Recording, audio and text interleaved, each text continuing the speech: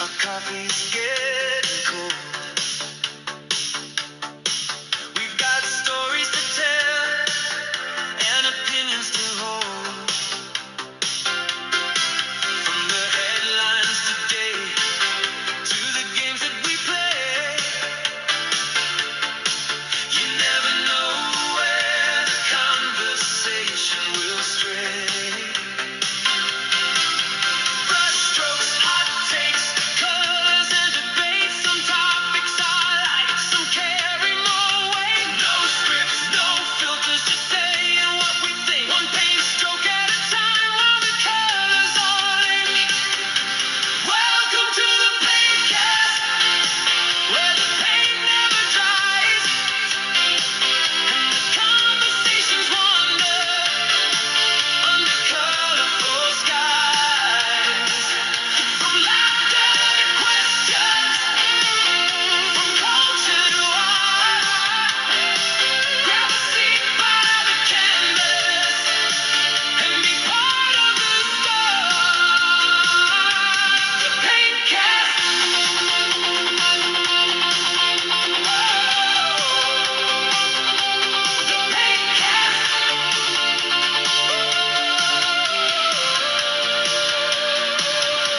The Paintcast.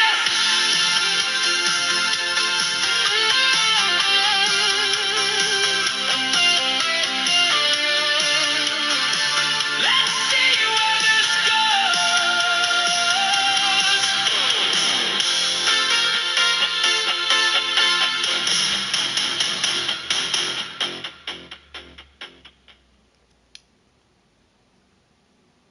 Hello, folks, and welcome back to another episode of the Paintcast. Tonight, joining with me is Stu's Game Reviews, who we all know as the collector of non-digital games. He likes his physical copies, and I don't blame him, actually.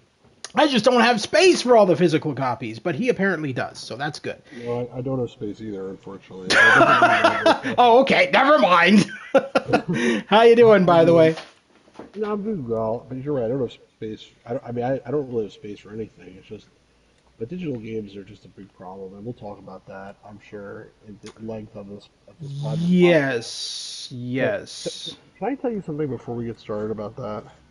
Yes. You played the 11th hour, right? No. Oh, you haven't? No, I have not actually. I've played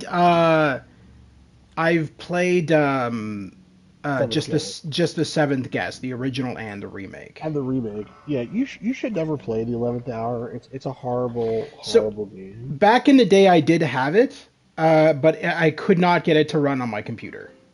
Oh, well, it's really terrible. But what I wanted to say was, I was listening to another podcast where there was one of the people was describing the plot to the other person on the podcast, and just I was laughing because like when you hear it like that, like it sounds even stupider than when you're actually playing the game. Like it's like one of those things that like you hear somebody describing it, and you what is the plot of the 11th hour? I don't actually know.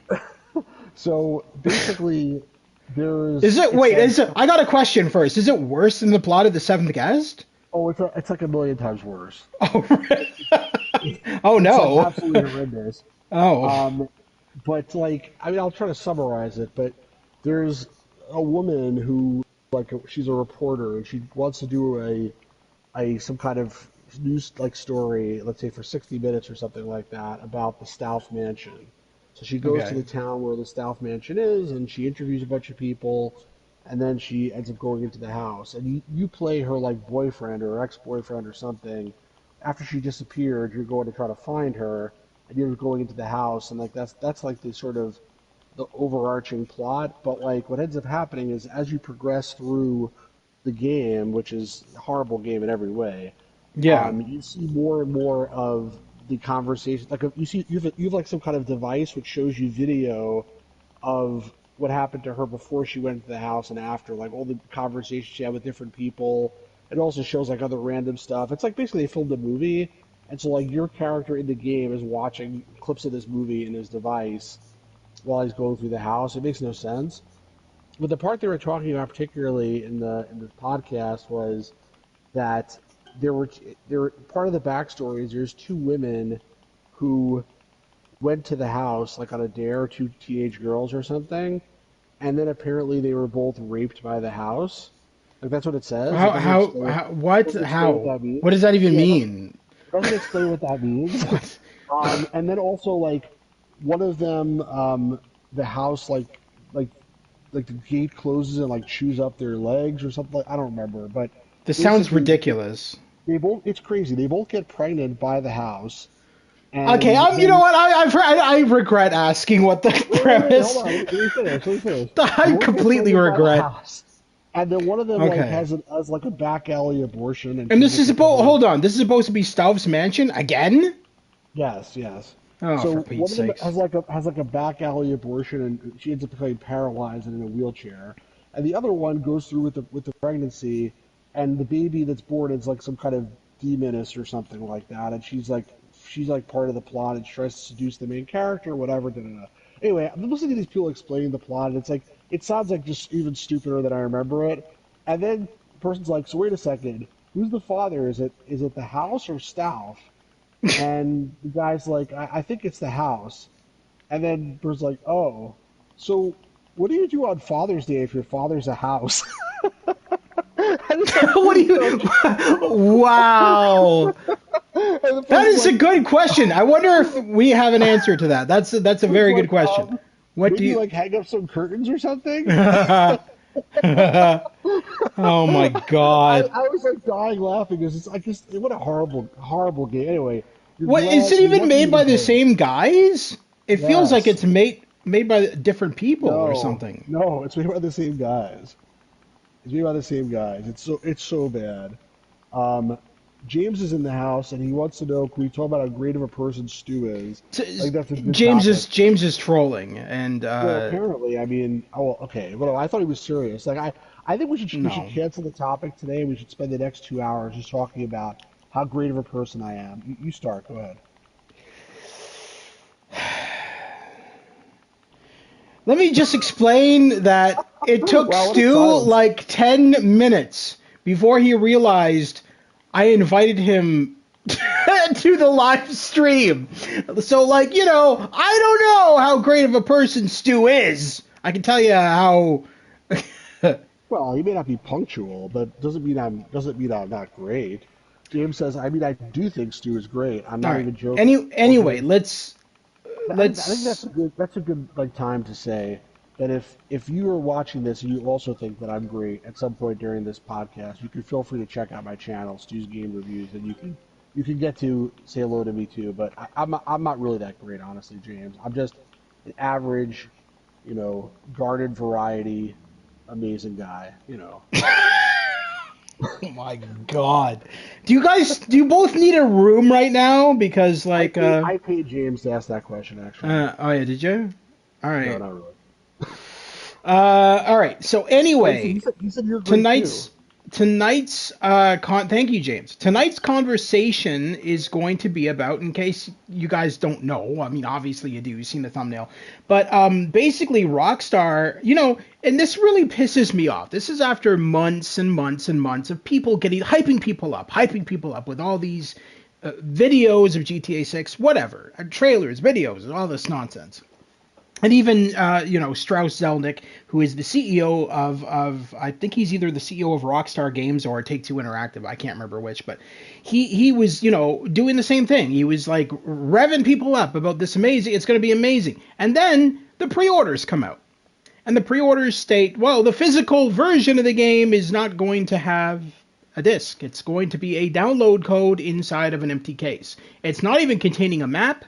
And it's not even containing a manual. So what you're getting with the physical edition of GTA 6 is a case with a little sticker in it that says, download here. I mean, honestly, like, I'm surprised they're even, like, having a digital version. Why don't they just, like, put, like, piece of crap in a case, like, find some dog crap, put it in the case, and sell it. People will buy it because... Probably. Like, it's GTA 6. Right now is like, yeah, it's like... Grand oh my Theft... God, Grand Theft Auto 6! I almost... I almost read that Seriously? wrong, Cool Louie. I almost read that Grant. Grand Theft Nicholas? Yeah, I almost read it Grand Theft Dickless, and I'm What like, if it was Grand well, I mean, is that really that different? Disc Disc Theft Theft Auto? Auto. Disc Theft Disc Auto. Theft There we go. Auto, actually. I wish I used that instead of what I used on my thumbnail. That's a better one. But anyway, continuing on. That it doesn't even end there, ladies and gentlemen. It doesn't even end there. To add fuel to the fire of this dumpster fire that already exists. Rockstar then states if you go on like any online store, there's two versions of the game. There's the standard edition, what we gamers call the basic edition, the standard edition of the game, and then there's the deluxe, the ultimate edition, or whatever the hell they're calling it. Now, what they've done is the standard edition. So if you are unfortunate and cannot afford the $180 for the deluxe edition of the game, Which is in Canada, it's $180, and in the it's US, it's 180 100. it's $180 in Canada. But It's if you 100 cannot here, which is still if you crazy, but I mean, if 180 is even more insane. if you Sorry. cannot afford the deluxe edition of the game, you're stuck with the standard edition. Now, what did they do with the standard edition? Well, they put behind a paywall. How much So is the standard edition in Canada? the standard edition is 120. Jeez, it's a big difference. Yeah.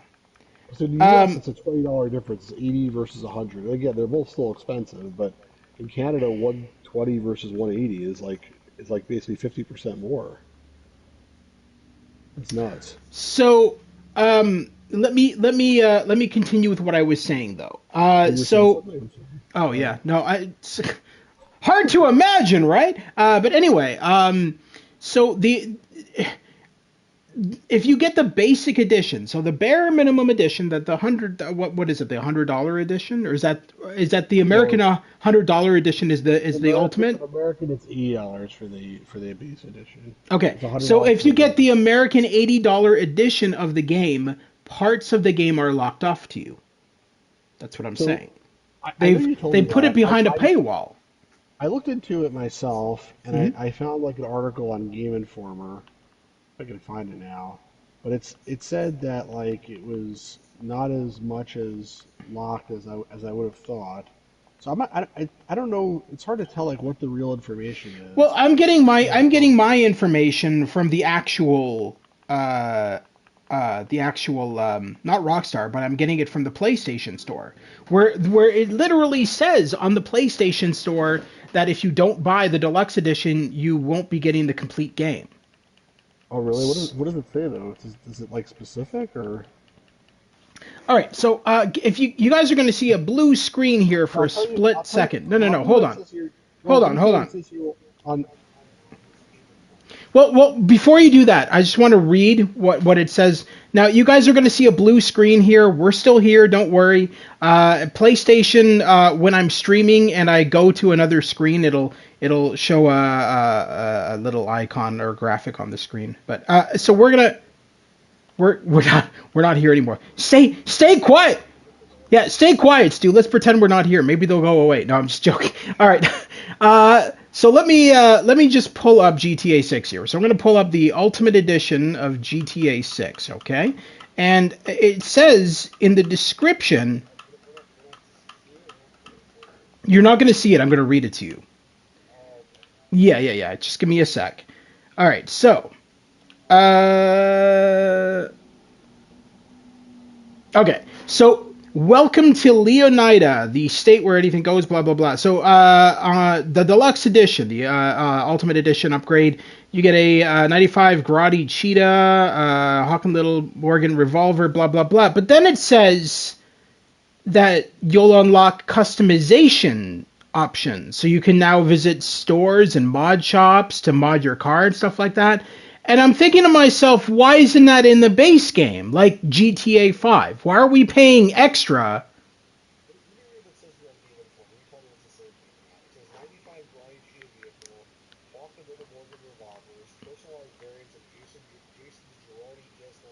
Yeah,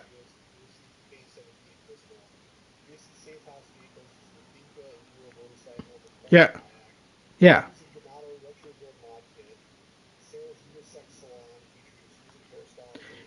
But That's what I'm saying. That's a hair salon. Hold on. Stop for a second, because you just said what I was just saying. That's a hair salon. So that leads me to believe that they've locked the hair salons for the Ultimate Edition of the game. Does that make any sense when all of the previous games? One specific hair salon, maybe. I'm not saying ignore the hair salon, but I'm not disagree with you. But I have a question for you. Absolutely. Let's say you're correct. Yeah. Use as their paywall in here. So put the Paintcast picture back on. You can actually see what's going on the console there. It's I can read it from over here too. 1 second. Yeah, we got that. So my question is, why in your opinion is this different from they didn't have this hair thing, and then they have a DLC for $20 or $60 that adds it in afterwards, or even a day one DLC. Why does it feel different for you? The fact that Paywall like traffic lights. Sorry, that got me. That would be so funny. hey, All Star Sam, Stu's not underwater, but if I sound underwater, I apologize. Wait, what? You sound underwater? I don't know. All Star Sam, I don't know who that is. Says asked if I'm underwater. I don't think I'm underwater. Is this mic not? Can you guys? Okay, stop. Can you guys not hear his mic properly? Hang on.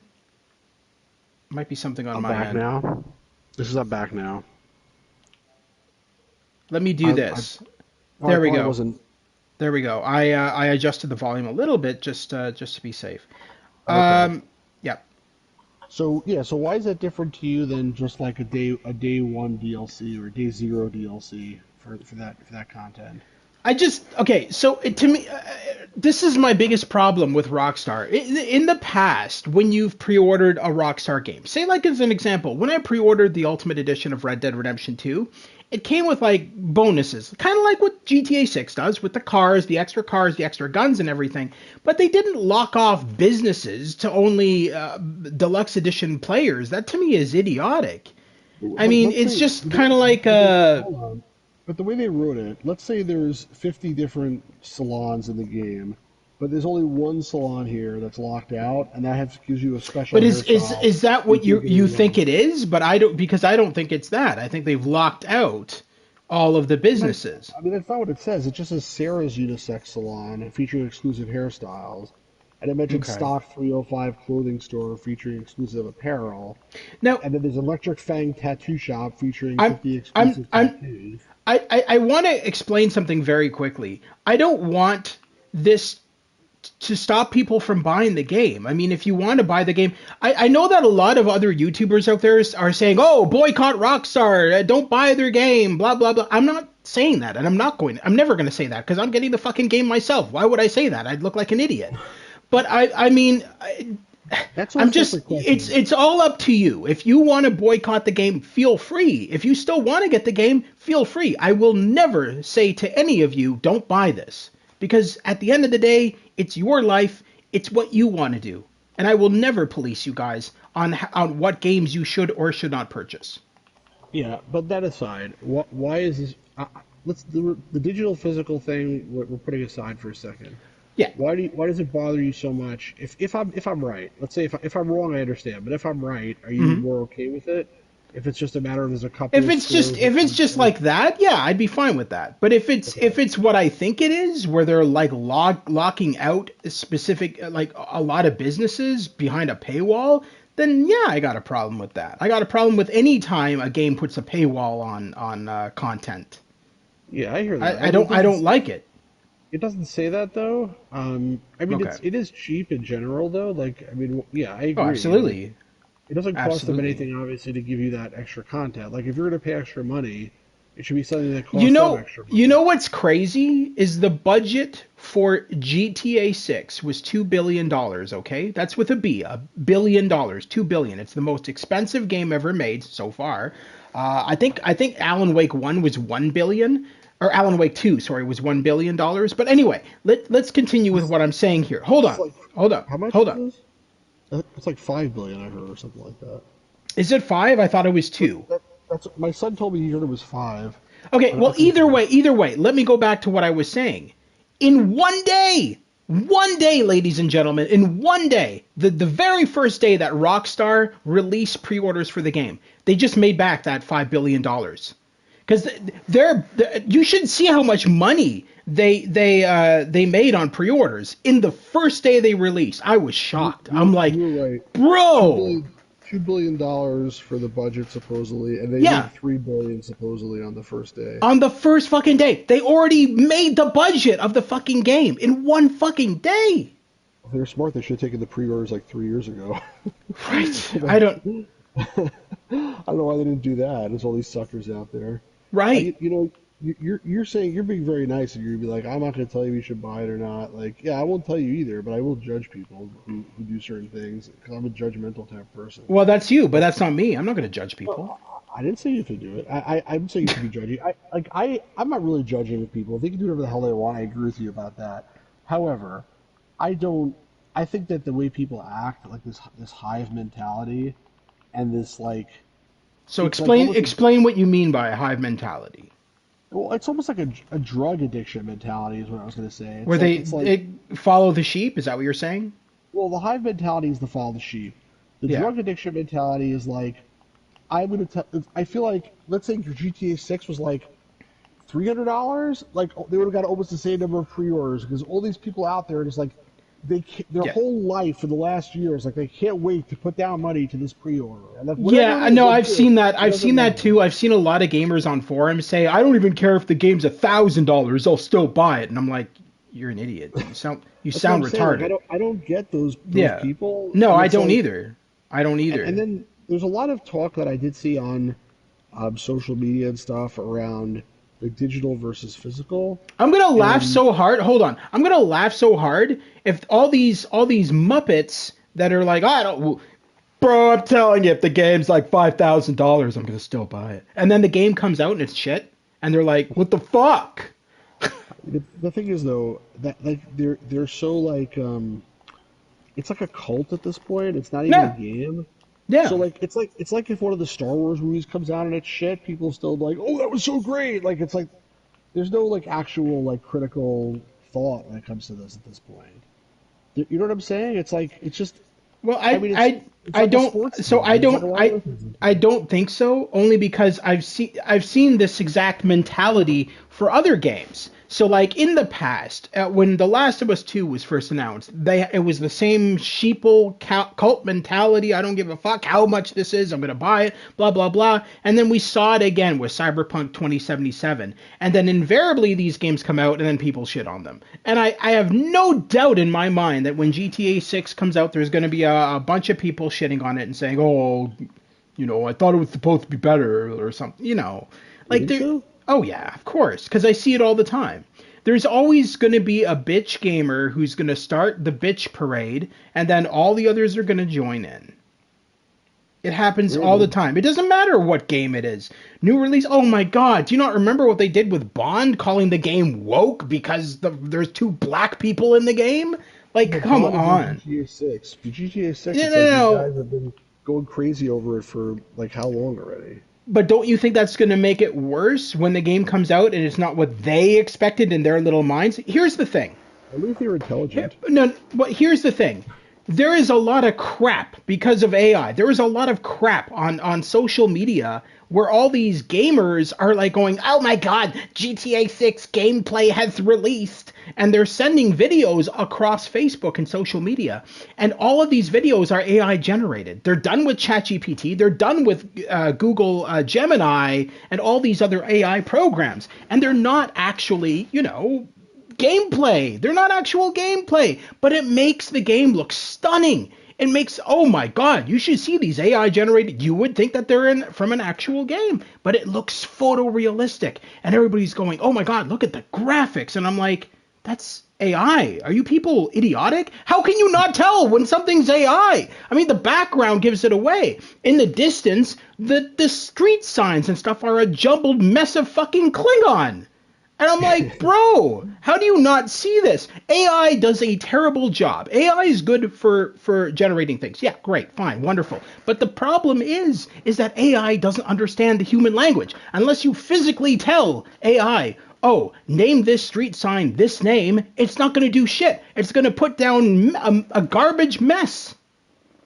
And none of these people who properly use AI, they don't know how to use it. And so they're generating these screenshots of GTA 6 and going and then sending it to the rest of the sheeple on the internet, and they're going, "Oh my god, those are the graphics, dude. They look amazing." And I'm looking at them and I'm going, "That's AI generated, you buffoons." I can tell right away. You know what my son showed me? There's some YouTuber who has Yeah. hundreds of thousands of subscribers, Yeah. and he basically posted, like, he showed me a video this guy posted, which was like GTA 6 trailer part 27 reaction or something. And Part 27? Wait, what? yeah, part I'm so 27. confused. He just keeps making video after video, watching the trailer over and over again. I'm just reacting to it in different ways and commenting on it. The same trailer. What? And it's like, this is called What? part 27, but it's really like just 27th view. And like each of these videos has like, 100,000 views or whatever from Dude, that's retarded. I know, it's totally insane. It's totally insane. I just don't get it. Oh my god, that is a different breed of That's stupid what I'm right saying. there. Like we could be doing that with our channels too. We just have like something called integrity. That Intelligence. Intelligence, integrity. Yeah, exactly. Yeah. Like, there's so many people out there that just like it's like I'm telling you, it's like a cult for them. It's not even a game. It's just it's like, take my money, shut up and take my money. Like that meme. It's. I mean, I feel that way about some things, but this is just like. My favorite thing I heard recently is there's a bunch of people speculating on what's going to be in the game. They're like, oh, is this going to be in it? Is that going to be in it? And some people have been saying, oh, do you think they're going to put Donald Trump in the game? And I'm like, if there's a God, they're not. Why would they put Donald Trump in the game? Right, exactly. I was thinking the same thing. I'm like, why would I want to see him? It's bad enough I have to see him on the news every night. I don't want to see him in a fucking video. Like, you know what I mean? You want to see him or not? What does it even make sense for him to be in there? Like, because I mean, does it take place in Miami? Is the Miami one? It's Vice City. It's Miami, Florida. Yes, So but it's Miami, Florida, and the surrounding area. So it's not just Miami, Florida, because the map is so big. It's the surrounding areas around Miami as well. Apparently, oh my God, there's so much speculation, but apparently. So the three biggest things that I heard, and again, these are probably rumors. I don't know. I don't know if there's a viable source from Rockstar for these, but the three biggest things I heard was because they're trying to make GTA 6 more realistic. If you get arrested, you actually have to serve time in jail. It doesn't just cut. It doesn't just cut you out. Actually. Hold on, and then you have a court case as well and stuff like that. Wow. So it's based on the severity. I like that too. If it's true, Yeah. but I don't know if it's true. I do know that Strauss Zelnick said himself out of his own mouth, he said, this is the most realistic Grand Theft Auto we've ever done. Whether that means graphically or gameplay wise, I don't know. But now all the fans are going, oh yeah, no, you'll have a court case when you get arrested and, and all this stuff. People are saying all this stuff. But people out there are pre-ordering a game 6 months from release when zero gameplay has been shown, and I'm here just... I 100% agree with you, always asleep. I'm not actually going to pre-order it until the month before. I don't understand why people are pre-ordering it this early. This is not even July, and it's coming out in November. Why would anybody ever pre-order a digital edition? That's the other thing to mention, is that pre-orders were made... initially back in the day to verify your copy would be in the store. Right, exactly. Yeah. Yes. Why would you they have an infinite number of them. So I can't speak for everybody, but I'll speak for why I do it for specific games. I don't do it for every game. If I look at make sure you get it like the second it's released, I understand. But no, that's not it either. That's not it either. So it depends. I'll give you two examples. So in the case of some games, yes, I want it. If they offer like an incentive, like play it 5 days early, I do that for my channel. so that I can stream it early and get that Yeah, crowd if you in. need incentive, then that makes sense, obviously. I Yes, agree. and then the other reason is it depends on the bonuses that come with it, right? If there's bonuses that I go, okay, that seems cool, I'll get that. But other than that, I'm never gonna pre-order a game. I'll just get it when it releases. It Exactly. I it it, mean, better to it get it when it's on depends. sale. Or In some yeah, cases. or get it, yeah, exactly, or get it when it's on sale. Yeah. But I Yeah, I mean, I go ahead. I I'm can sorry. I can agree with Always Asleep on the fact that I am not pre-ordering it like now. It's not out until fucking November. Why would I put down money on it now? Like what the fuck? I don't understand it. It's just nuts, It's honestly. just But insane. again, I think it's like a cult. That's what it seems like to me right now. I feel like there's a I lot of think cults going around nowadays. well, there are a lot of cults, and actually that goes back to what you were saying before. Like, I guess Trump has a he lives in Mar-a-Lago and like in Miami, so that makes sense for him to be Oh into Jesus, no! Don't, Steve. Please, Stu. it. Just stop talking He, about. Nah, I he don't. does. Dude, if I open up my game when it releases and I see Donald Trump being like, "Hello there, folks. Welcome to GTA 6. It's gonna be What if you could go? fantastic." I'm What if gonna you be could go like, into his "Fuck off." compound and blow it away? Wouldn't you like that? Oh no, that would be fine. That's but what I'm but saying. I So, just don't want him specifically in the game. And you know what? Another thing that's kind of funny is Florida Joker, this fucking idiot who looks like he doesn't even look like Joe. He thinks he looks like Joker from Batman. No, he looks like a meth head with clown makeup on. But anyway, he's going around going, dude, I'm gonna sue GTA 6 because they used my likeness in their trailer. I'm like, okay, you go right ahead, Muffin. You go sue GTA 6 and see what happens because they who have is some of this? the best lawyers in the world. You're gonna lose. Who is this person? Oh, just some fucking meth head, clown faced git who lives in Florida and apparently he's world famous. He claims I he never. is. I mean, who is this person? Famous for what? His name is Florida Joker. I'm sure that some of you guys watching this podcast know who I'm talking about. He's like I don't even know how to describe him. He's I don't even know what he is. He just looks like a meth head in clown makeup. He looks like he looks like Jared Leto's Joker. Um, and he goes by Florida Joker. And apparently in the trailer for GTA 6, so like I think it was like the first trailer, they had someone who resembled him, not identical. So what he did was, uh, so so he had green hair, and they gave the purple. They gave the guy in the trailer purple hair, but aside from that, it looked exactly like Florida Joker. So what did Florida Joker do? He dyed his hair purple, and then Average said, Florida and man. and average Florida man is right. He dyed his hair purple, and then started this campaign saying, "Oh well, they didn't ask for my permission to use my likeness, so now I'm going to take them to court. Rockstar, be prepared to lose. You're going to lose billions of dollars because I'm taking you to court for everything you have, and I'm going to ruin your company because you used my face in your game without letting me be in your game. I want to be in your game. I want players to play as me. I want to be the main character." It's insane. He's fucking nuts. And he has like these YouTube videos that he's made and all the shit that he expects Rockstar to bend over backwards for. And I'm like, dude, Rockstar's already been down this road when Lindsay Lohan fucking tried to sue them because she claimed that one of the characters in GTA 5 was a parody of her.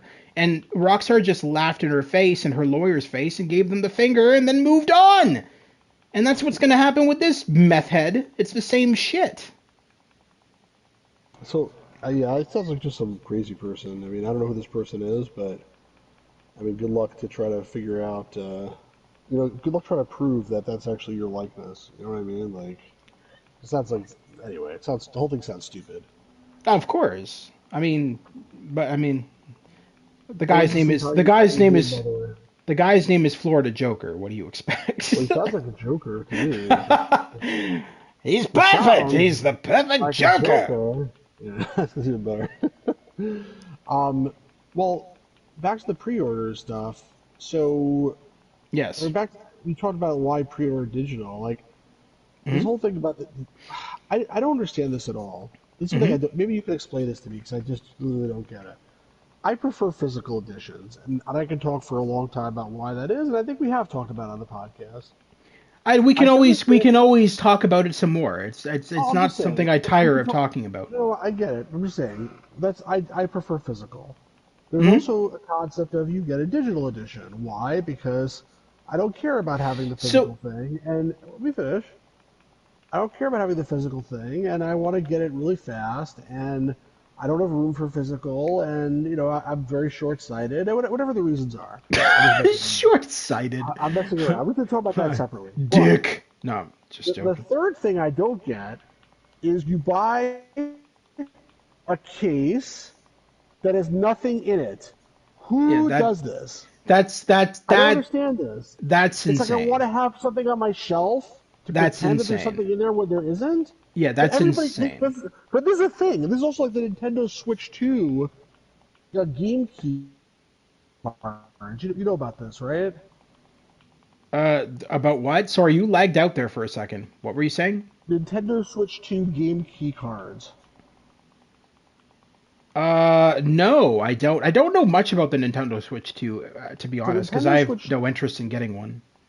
Nintendo Switch 1, pretty much not exclusively, but pretty much every when you buy the game, it was on the cartridge. Sometimes it was Okay. DLC that you had to download, whatever.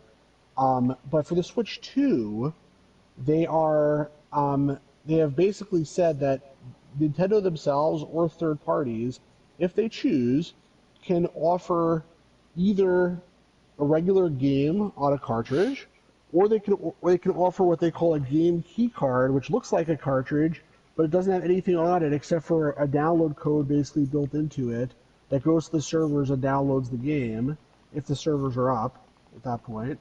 Um, or you could have either one potentially. They could have one or the other. So actually, until always thinks is the only reason to buy game key cards when the price is lower than digital, which I have. Until very recently, Nintendo was charging the same price for their own first-party games for everything, regardless if it's digital, physical, whatever.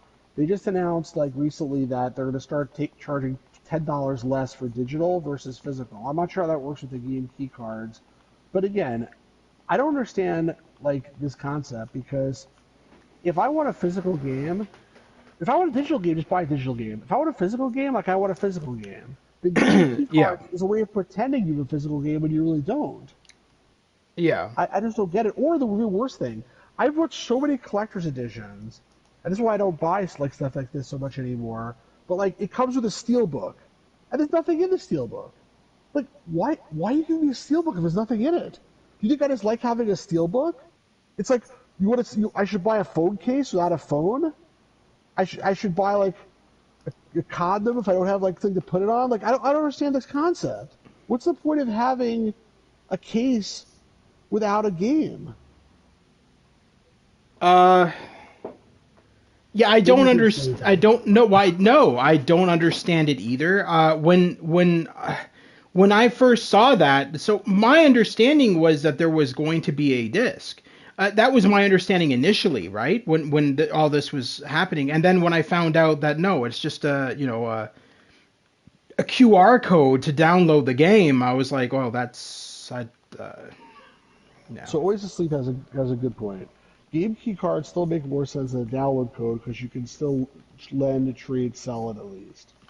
All right, so Okay. I wanna bring something up, and this was actually something Strauss Zelnick said. Let me just find this for quickly. I'll read this off to you. This is his reasoning why. Give me a sec.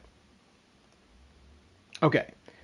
Uh, so reason for the staggered release. So apparently, um, the digital copy of this doesn't make any sense to me at all. This is just so weird. So apparently there's going to be a disc-based version that's coming out in December. Always Asleep says this is speculation. Rockstar hasn't confirmed it, and he is right. Rockstar has not confirmed it themselves. However, multiple sites have confirmed it. The only ones who say that it's fake are IGN and Kotaku, and both of those sites kind of shit on everything. That's what they're known for. But going on, so it says here the reason for the empty case that they're giving out at launch. Physical discs often reach stores early, which can lead to pre-release leaks. Delaying the disc helps Rockstar control spoilers. And that was I remember hearing Strauss Zelnick say that himself too. Is that was one of their ideas, was to help stop spoilers, was to just release empty cases. And that to me is just a waste of How does that that. stop spoilers? I just said it because I don't understand. with physical disc releases, a lot of stores don't follow the rules. So That's horseshit. That's horseshit. no, it is actually true. There is so Oh many yeah, no, stores. I agree. It's true that they could do that, but first of all, if they require activation, then that doesn't. Then they could do that without. If it's a physical disc, they could say it can't be activated before such and such date. But regardless of that, like Yeah. that's not a reason not to have physical discs because they're afraid of someone like a couple days earlier, like So here are the other pirate. two. Here are the other two reasons given. Digital revenue. Launching digitally first maximizes revenue and reduces manufacturing and distribution costs associated with discs. And the collector appeal. A December disc release aligns with the holiday season, providing a tangible product for collectors and gift buyers. I I'm don't fine with know. that. Yeah, but it always just I don't keeps know. saying. I'm not sure what he's saying actually, but I understand selling a physical release after the digital release, but it sounds like that's not been actually confirmed. No, it It's hasn't just been. It hasn't been confirmed by Rockstar. It's been confirmed with a bunch of insiders. Whether it's true or not, I cannot 100% say.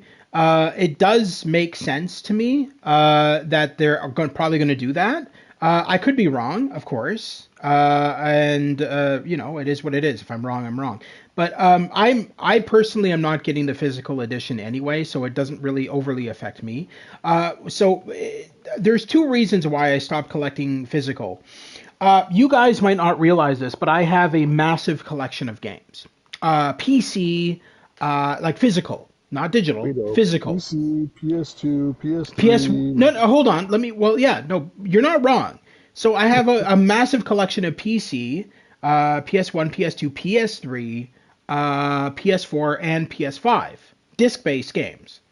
I stopped collecting disc-based when COVID lockdown happened. And I thought, well, when COVID ends, I'll start collecting disc-based games again. And then I realized I just don't have the space for it. I don't. I don't have a man cave like you. I'm not trying to insult you, by the way. But I don't have a man cave. Hello, Peter Fiver. How you doing, buddy? I don't have a man cave, so I don't have space for all these discs. I barely have space for all the games I do have physically.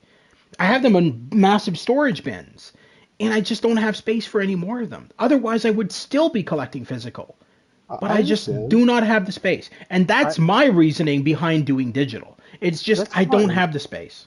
That's fine. But I get that. But like, if Oh, nobody, sorry. One sec. I just what you said always asleep. So I agree. Oh, okay. So let me rephrase what I said. If it's a really good game and I really love it and I loved it digital, I'll get it physical. I will. I will go out of my way to make sure I get it physical. And you know what really pisses me off is when Star Trek Resurgence came out, I never thought that it would, you know, lose its license and get pulled from every shelf, physical and digital. If I had known that back then, I would have bought it physical because, like, I mean, I only have it digital, and apparently that game is now like sought after because it was like one of the best Star Trek games ever made, and it doesn't exist anymore. It's been pulled from store shelves. I mean, even Stu looked up what you looked up a copy of it online, didn't you? And physical, it was going for like a couple of $100 or something. which one was this? Star Trek Resurgence. Oh God, yeah. It was like $200-300. Yeah, and you see, it's because it's such a good game. It's the thing with that game was that it was the best Star Trek game ever made since fucking Judgment Rights and all that stuff. It's a point and click adventure game made by the guys who made the Telltale games. Peter Fiver. It's made by Naughty Dog. Sorry, not Naughty Dog. Telltale Games. It's made by their new branch. They have two branches. They have the Telltale Games, and then they have another one called Digital something or other. I can't remember what the hell the other company is called. But anyway, so they made a Star Digital Trek game. Eclipse? No. No, not Digital Eclipse. I can't remember right now. I'll have to look it up. Okay. But anyway, they made it was like it plays like The Walking Dead and stuff like that. Exact same interface, except you're serving on a Galaxy class starship, and it's set in the Next Generation universe, and it has big name actors in it. It's got I mean Jonathan Frakes is in it as Riker, and it's really good. It's like one of the best Star Trek games I've ever played, and it's a point and click adventure game, and it's gone. It's gone. And you know what? I feel like they lost the license because fucking right after they lost the license, miraculously, what's that game company that made Voyager again? That's you know that company, Stu. It's oh god, Obsidian? No, Obsidian. No. I can't remember the name. But anyway, it's a company out of Germany or something like that. And Stu's played a lot of their games on his channel. Peter, that's what he's talking about. Huh? Peter says in the game that lost his license and everyone got mad who bought it.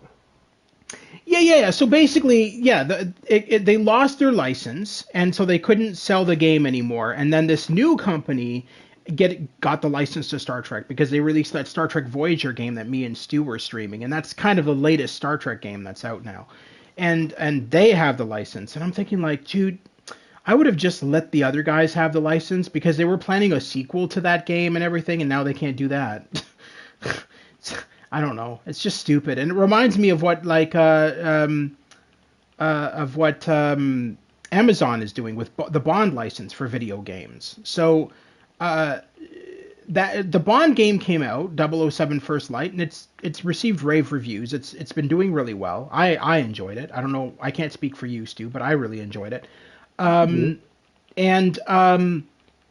IO Interactive, Amazon stated, well, the next Bond game, we're going to do a sequel to it, but it's only going to be run by us, Amazon. We're not getting any involvement from IO Interactive because they didn't.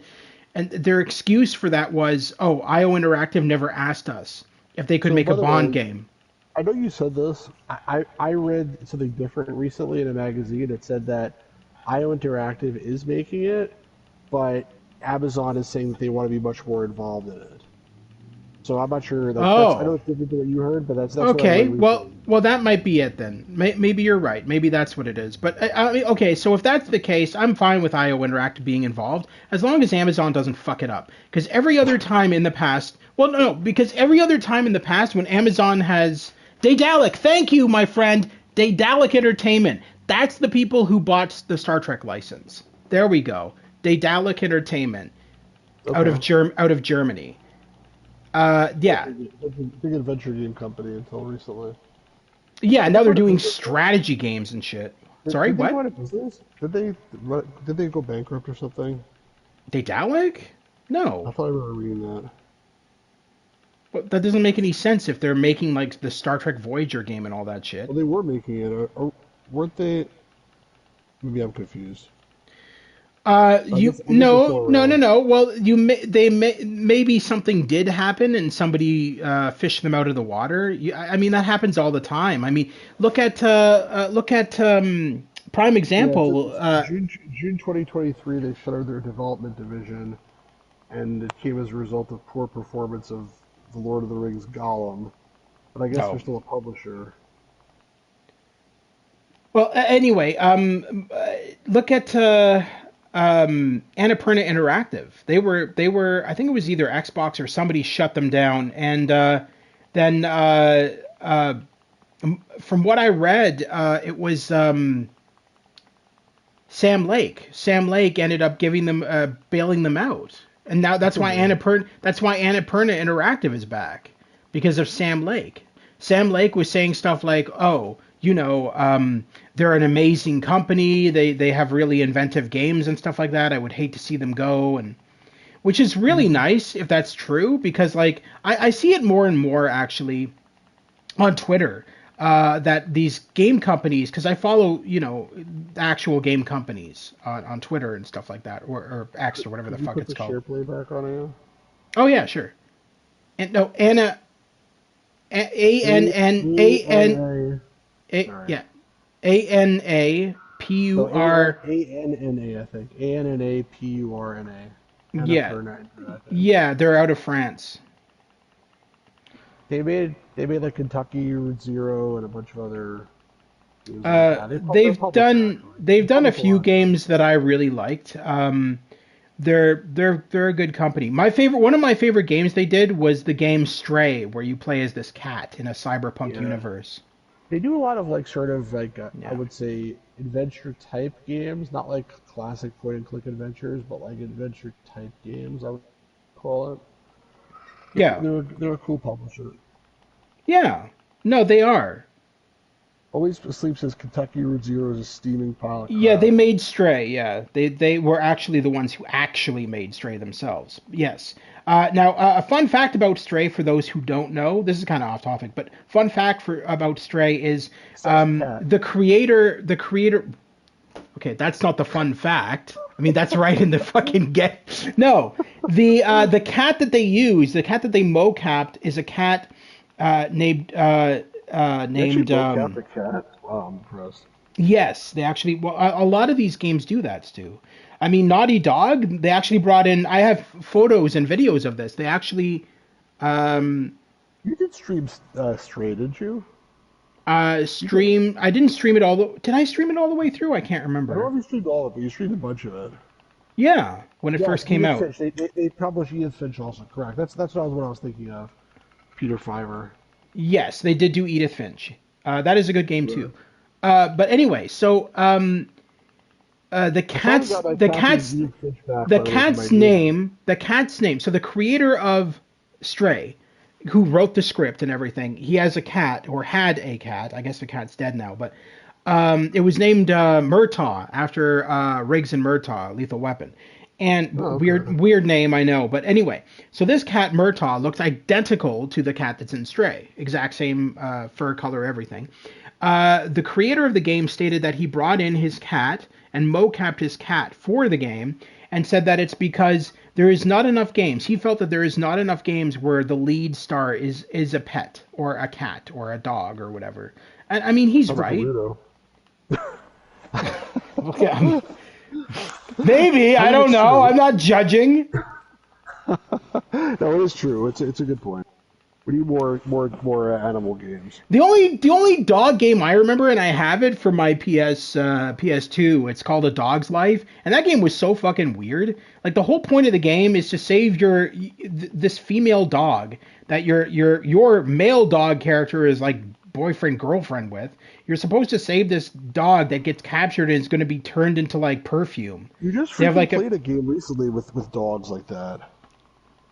Okay. This is totally different than that. That one was actually But that's a similar style game. My point is, it's like you played like a sort of an action adventure where you played as a dog, where you went to heaven.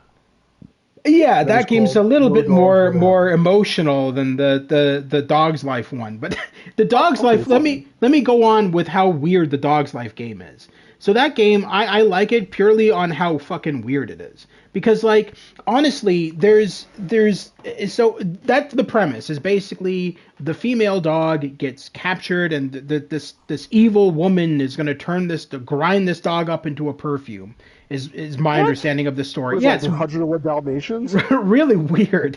And then, so you have to save her. And you travel all through these different biomes, these different parts of the world and all this shit, trying to save her and befriend a bunch of humans and stuff like that. But one of the weirdest things you can do in the game is if you hit the left arrow, the right arrow, and the down arrow on your PS2 controller, the dog shits. You can then pick up the shit in your mouth and fling it at people.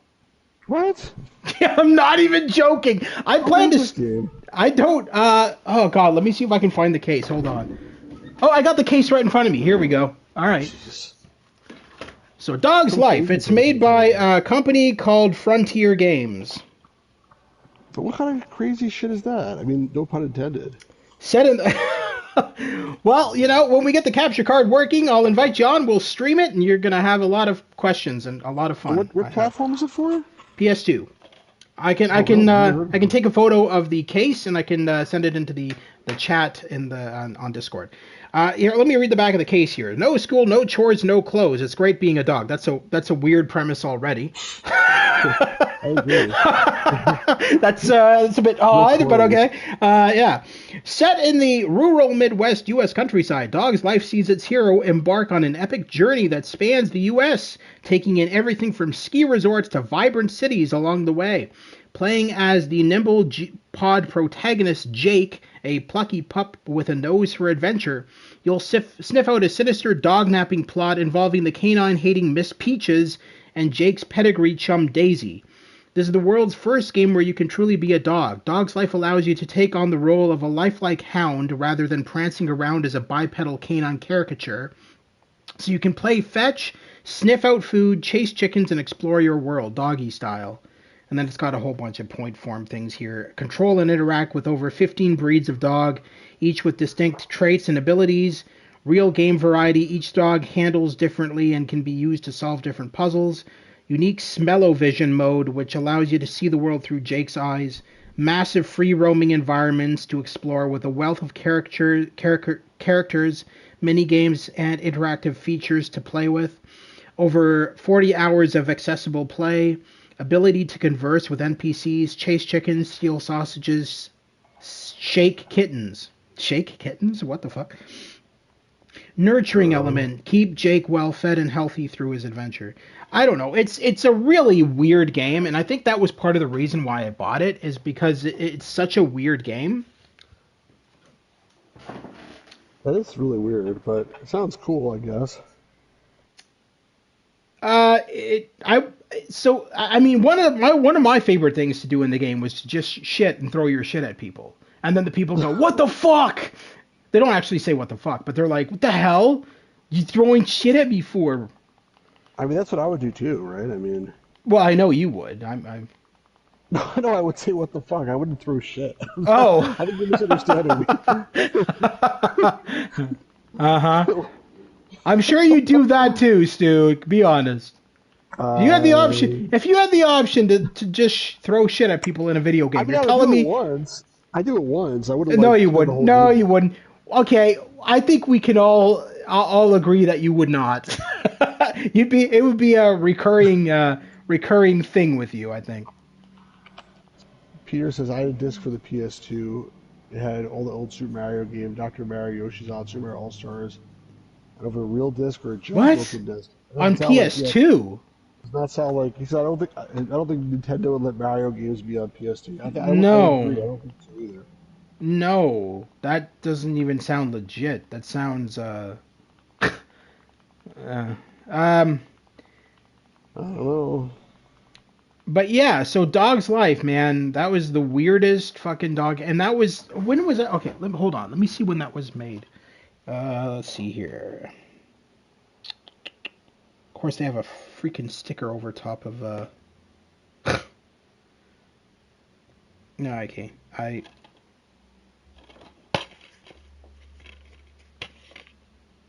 2004. We probably said bootleg, Peter Fiber. We believe you. It's No, probably no, like no, some no. I'm not. emulator. Yeah, no, no. I'm not saying I don't believe you. I'm just saying that it's not legitimate. That's all I'm saying. I'm not It's saying probably like you're. an emulator Yeah, with no, no. some I'm with not some saying Nintendo you're not SNES legitimate. games in I'm it. not. Yeah, I'm not saying you're not legitimate. What I'm saying is that game that you have is not actually sanctioned by Sony. That's all I'm saying. I'm not Why saying do you you're just look at the bullshitting. other side and say that he's bullshitting? I don't understand. Huh? Nothing. I'm just causing trouble. Oh. That's what I Ha. like to do. We know. Oh man, don't be so gullible, McFly. Anyway, Marty, this guy's driving me nuts. All right. Anyway, but yeah. So going back to the non-digital world, the non-physical world of gaming. I don't agree with it. Obviously, realistically, even though I am not a collector of physical medium anymore, and again, that's because of space and no other oh, reason. you reminded me what I was going to say before. Sorry to interrupt you. No, you're good.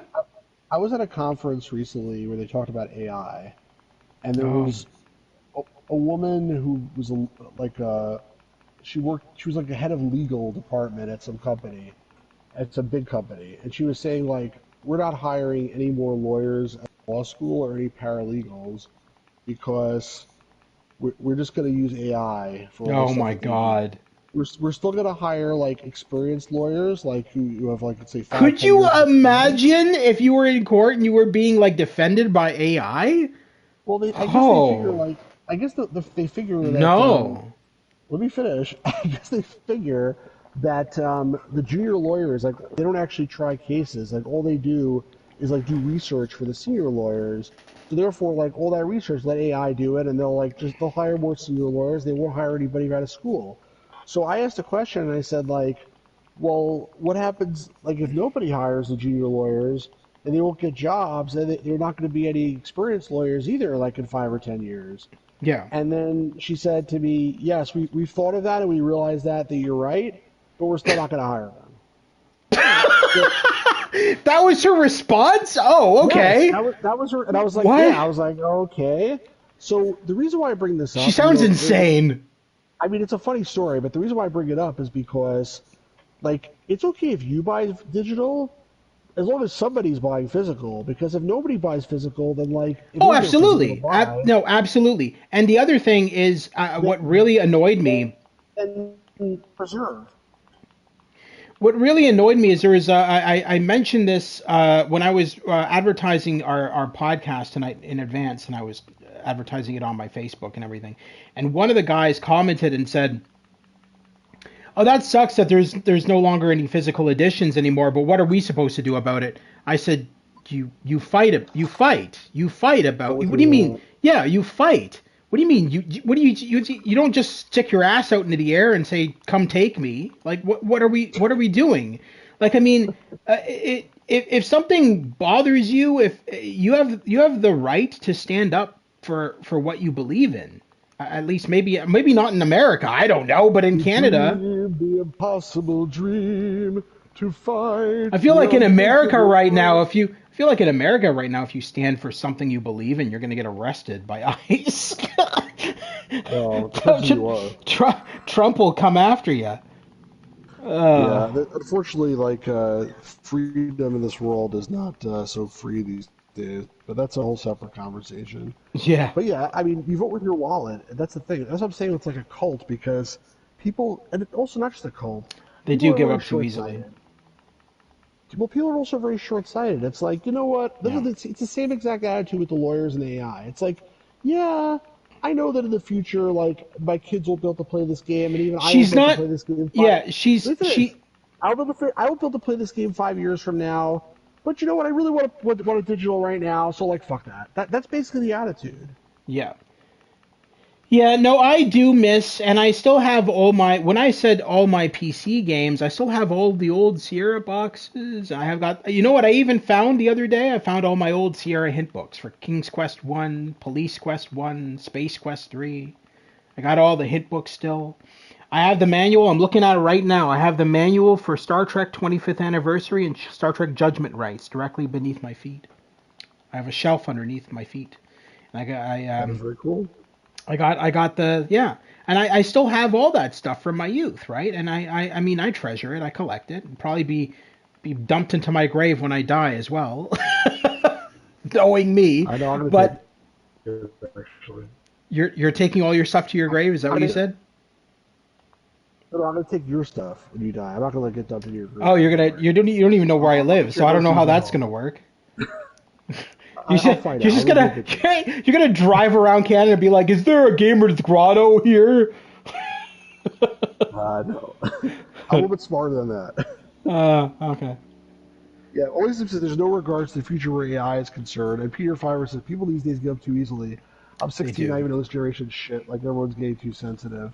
Yeah, it's you. If you want to buy digital, they can buy digital, whatever. But the point is, again, like this stuff. There's already so many games that have disappeared. Games that I want to play that I can't play because I didn't buy them with like the 5 minutes that they were available. Yeah. And we're just letting the companies take advantage of us completely. Yes. Plus, aside from the fact about the Yes. reselling that always seems to say before, because if I have a physical game, like I can resell it, and I do. I sell things on eBay occasionally, like when I get around to it.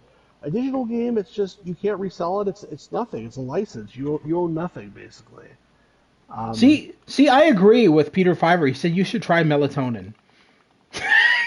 yeah, but he said not the drug, the game. I've never No, heard of but that I game. think you should try the drug. Well, I don't need the drug. Have you heard of this game? Because I haven't. No, I have not. Yeah, Peter, tell us what it's about. Yeah, You no, know about this game? is it a PC game? Well, he said it's a rhythm game, so it sounds like Oh, some relaxing I'm rhythm game. I'm already out. my You already rhythm is out? my rhythm is not good enough for any rhythm game. You ever play No. Guitar Hero? Uh, no. I Did you don't. try So, Guitar Hero? so you know what I did? I did. I when I first got my Quest 2, I bought Beat Saber, and I was like, well, everybody's having a lot of fun with this. I heard it's a really good game, so I'll try it. I played it on the easiest difficulty. Like this is like mentally challenged difficulty. Like a baby could probably pick up the controller and figure it out. Oh, so And perfect for you. yeah, perfect for me. And I failed completely at the most simplest difficulty in Beat Saber, and I was getting stressed out so much. So I contacted the developers. I said, "Hey, no offense, I'm too mentally challenged to actually get anywhere in this. Can I get a refund?" And they're like, "Yeah, sure." And so they gave me a complete refund, probably feeling sympathy for me because I suck so badly at the game. But and that was it. That was the only really rhythm game I ever played. I'm not really good at them. I never have been. My hand-eye coordination when it comes to rhythm-based games sucks. Yeah, I hear you. I don't know, man. I just don't understand the people that just don't seem to care though that all these games are going to be lost. Like that's to me, I'm a preservationist, and I care about old retro games, and Fi- there's some really good ones out there, and some of them are basically lost because nobody has any copies of the media. But if they're all digital, they'd all be lost at this point. Um, it's pretty sad. I'm still glad that I kept all of my old Sierra and LucasArts games on physical. And being able to go back to them whenever I want and whatnot. It's good. And I mean, as for PS2 and PS3 games, up until several years ago, they were really cheap on Amazon and stuff. So I bought my PS2 brand new in box off of Amazon. I want to say like 5 years ago, and it was like $50 I paid, and then I bought a bunch of physical games off of Amazon, and like I mean some of them I paid $10 for, maybe a little bit more. I think the most expensive game I bought off of Amazon was around 200. But that's it. And now those same games, I go on Amazon now and I look them up just to see like, whoa, well, how much is this game going to be now that I paid, like $20 for 5 years ago? It's like $500. I'm like, are you serious? What what? game? No. I'm using that as an example, but I'm saying that they've gone up that much. I mean, it's insane. I'm just like, why? Why? What? Like, why are they that Because expensive now? because because they're harder to find and people just it's funny. There's so many other games though that you can get for like nothing because the games that I buy are mostly very very cheap because they're not the games that people are looking like people are looking for those games. But there are certain titles that everybody wants. When I didn't have a PS2 back in the day, but I used to buy like PC games and at that era at like GameStop and whatever. And when the Yeah. PS3 came out and like the PS2 was like sort of getting like cleared out, like GameStop was selling them for like $5 to $10 each. I picked up a whole bunch of PS2 games that I just because I was like, I know these are probably decent games and like I've heard of them and at some point in the future I'll play them. And I didn't get like every single. I don't have like all the rare obscure games or the ones that are probably worth $500 now. But I picked up like a bunch of the Final Fantasies, and I picked up Ico and Shadow of the Colossus and stuff like that, and like Metal Gear Solids, and things that I knew like are like good games. And yeah, so did I get everything? No, but I got like a lot of the quote unquote greatest hits from my perspective pretty cheap, and you probably still can get those pretty cheap, I think. It's more like the obscure games that nobody gave a shit about. Those are the ones that are money nowadays because there are people that collect stuff not because they're games, not because they're good. It's just because they want to, complete a collection. They want to have something rare, whatever else. Um, Always Asleep says, well, actually, Peter Fire said digital game is taking over. People are getting lazy to go buy physical copies. And Always Asleep said almost worse because a lot of companies also don't really care about preserving their legacy either, or No, making those it's games true. available in other ways. I guess it's also licensing issues which suck. Yeah, you're right. The gaming companies don't really care for the most part. Like it's like, well, I mean, I sort of understand it. It's like if it's not going to make them a quick buck, or they're not sure how much of a buck What they're going to make, they're not what interested. But it shouldn't be up to them. That's my point. Like once the game's already out there in the ether, it's been released. what I don't Like understand is so many people are defending Rockstar doing the download code in an empty case.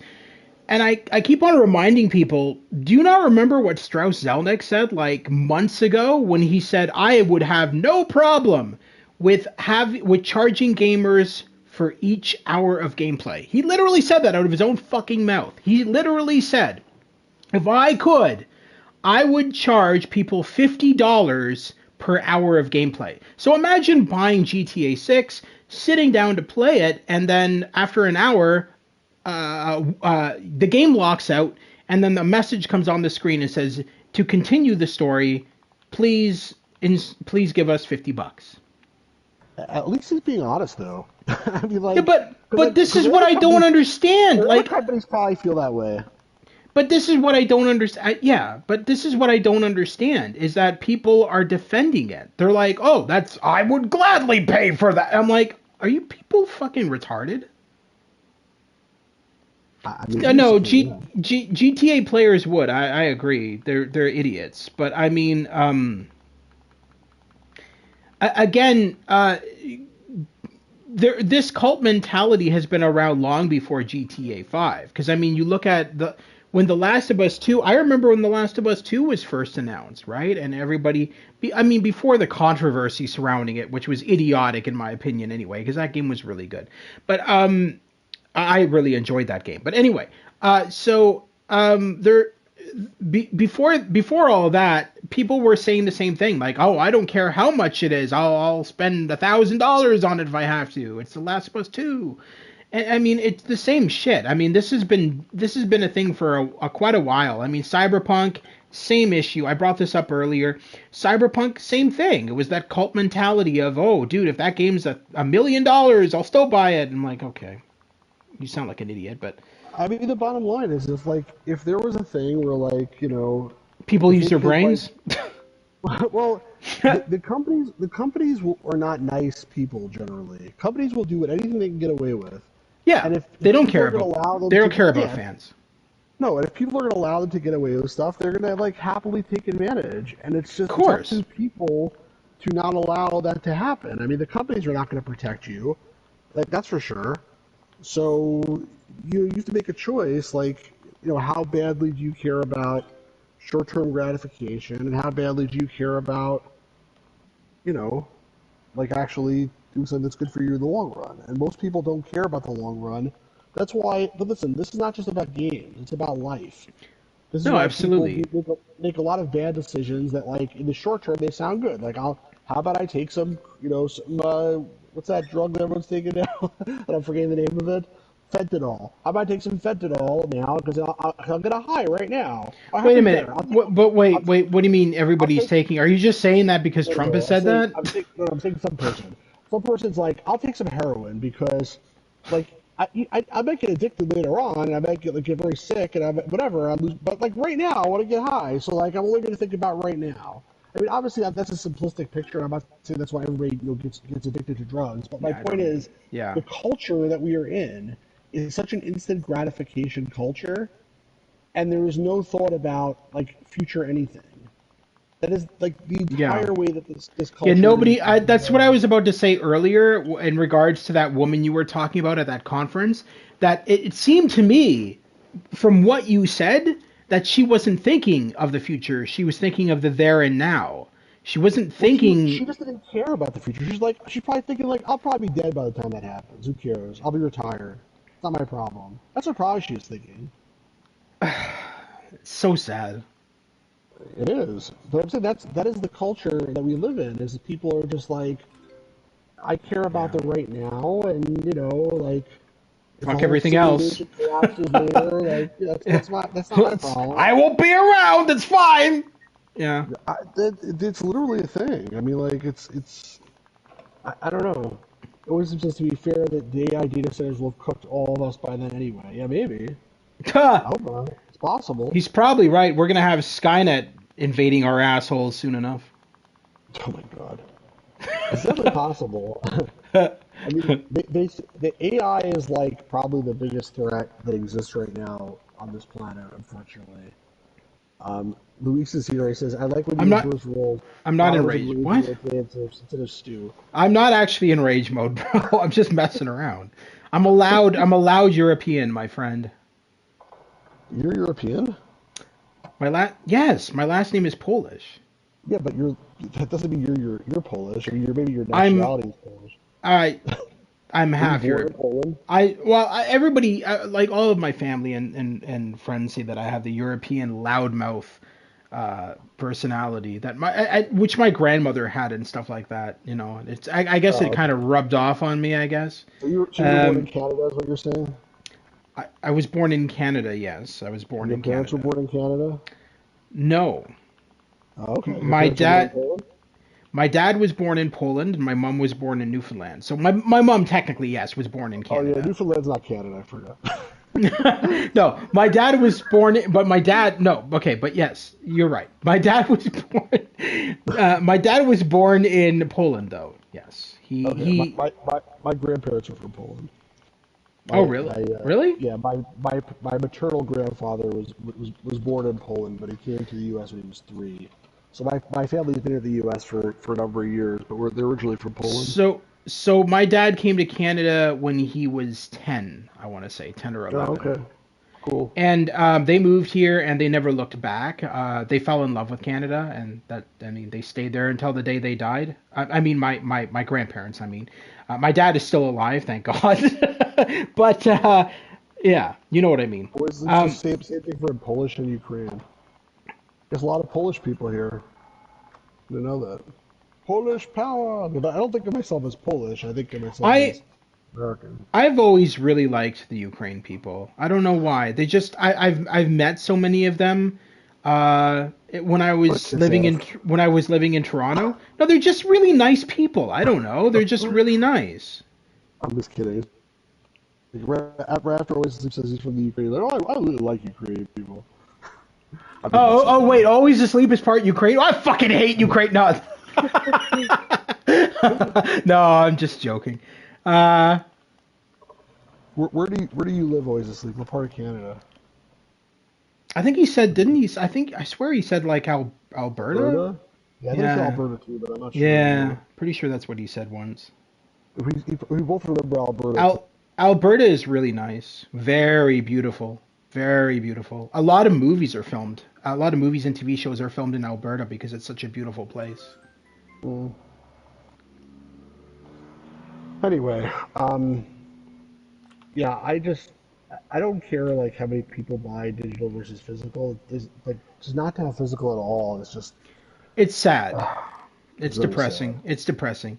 I mean, they have Um, so there's some reasons. People are like, well, it's going to be like hundreds of gigabytes, so it's not going to fit onto a Blu-ray or whatever, or to a ultra high density Blu-ray or whatever.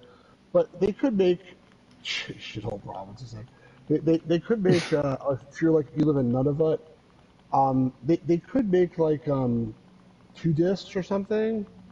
Or even like theoretically, they could even put it on a USB key. Like that would be a little cheap. I mean, they could make more than one my disc though. Like back in the day, games came on like 6 or 7 discs. You were talking about memory there for a second, and you just reminded me of earlier today. I was on Facebook, and there was like I don't even know what site it was. It was like one of those, insiders, quote unquote insiders. I'm not saying an actual insider, just somebody who thinks they're an insider. And they were saying, oh, yeah, by the way, when Grand Theft Auto 6 comes out, be prepared because it's going to be 600 gigabytes. And then I left a comment in response to him, and I said, where are you getting your facts from? Because Rockstar announced that it's going to be 5 terabytes.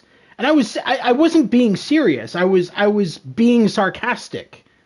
And he's like, really? Where did Rockstar say that? I didn't know that. And he's like asking me for my source. And I'm like, are you an idiot? Are you like literally retarded? Do you actually think the game's going to be 6 terabytes or whatever? Like, what I is guess nobody wrong with knows. what is wrong with these people nowadays? They just have no brains anymore.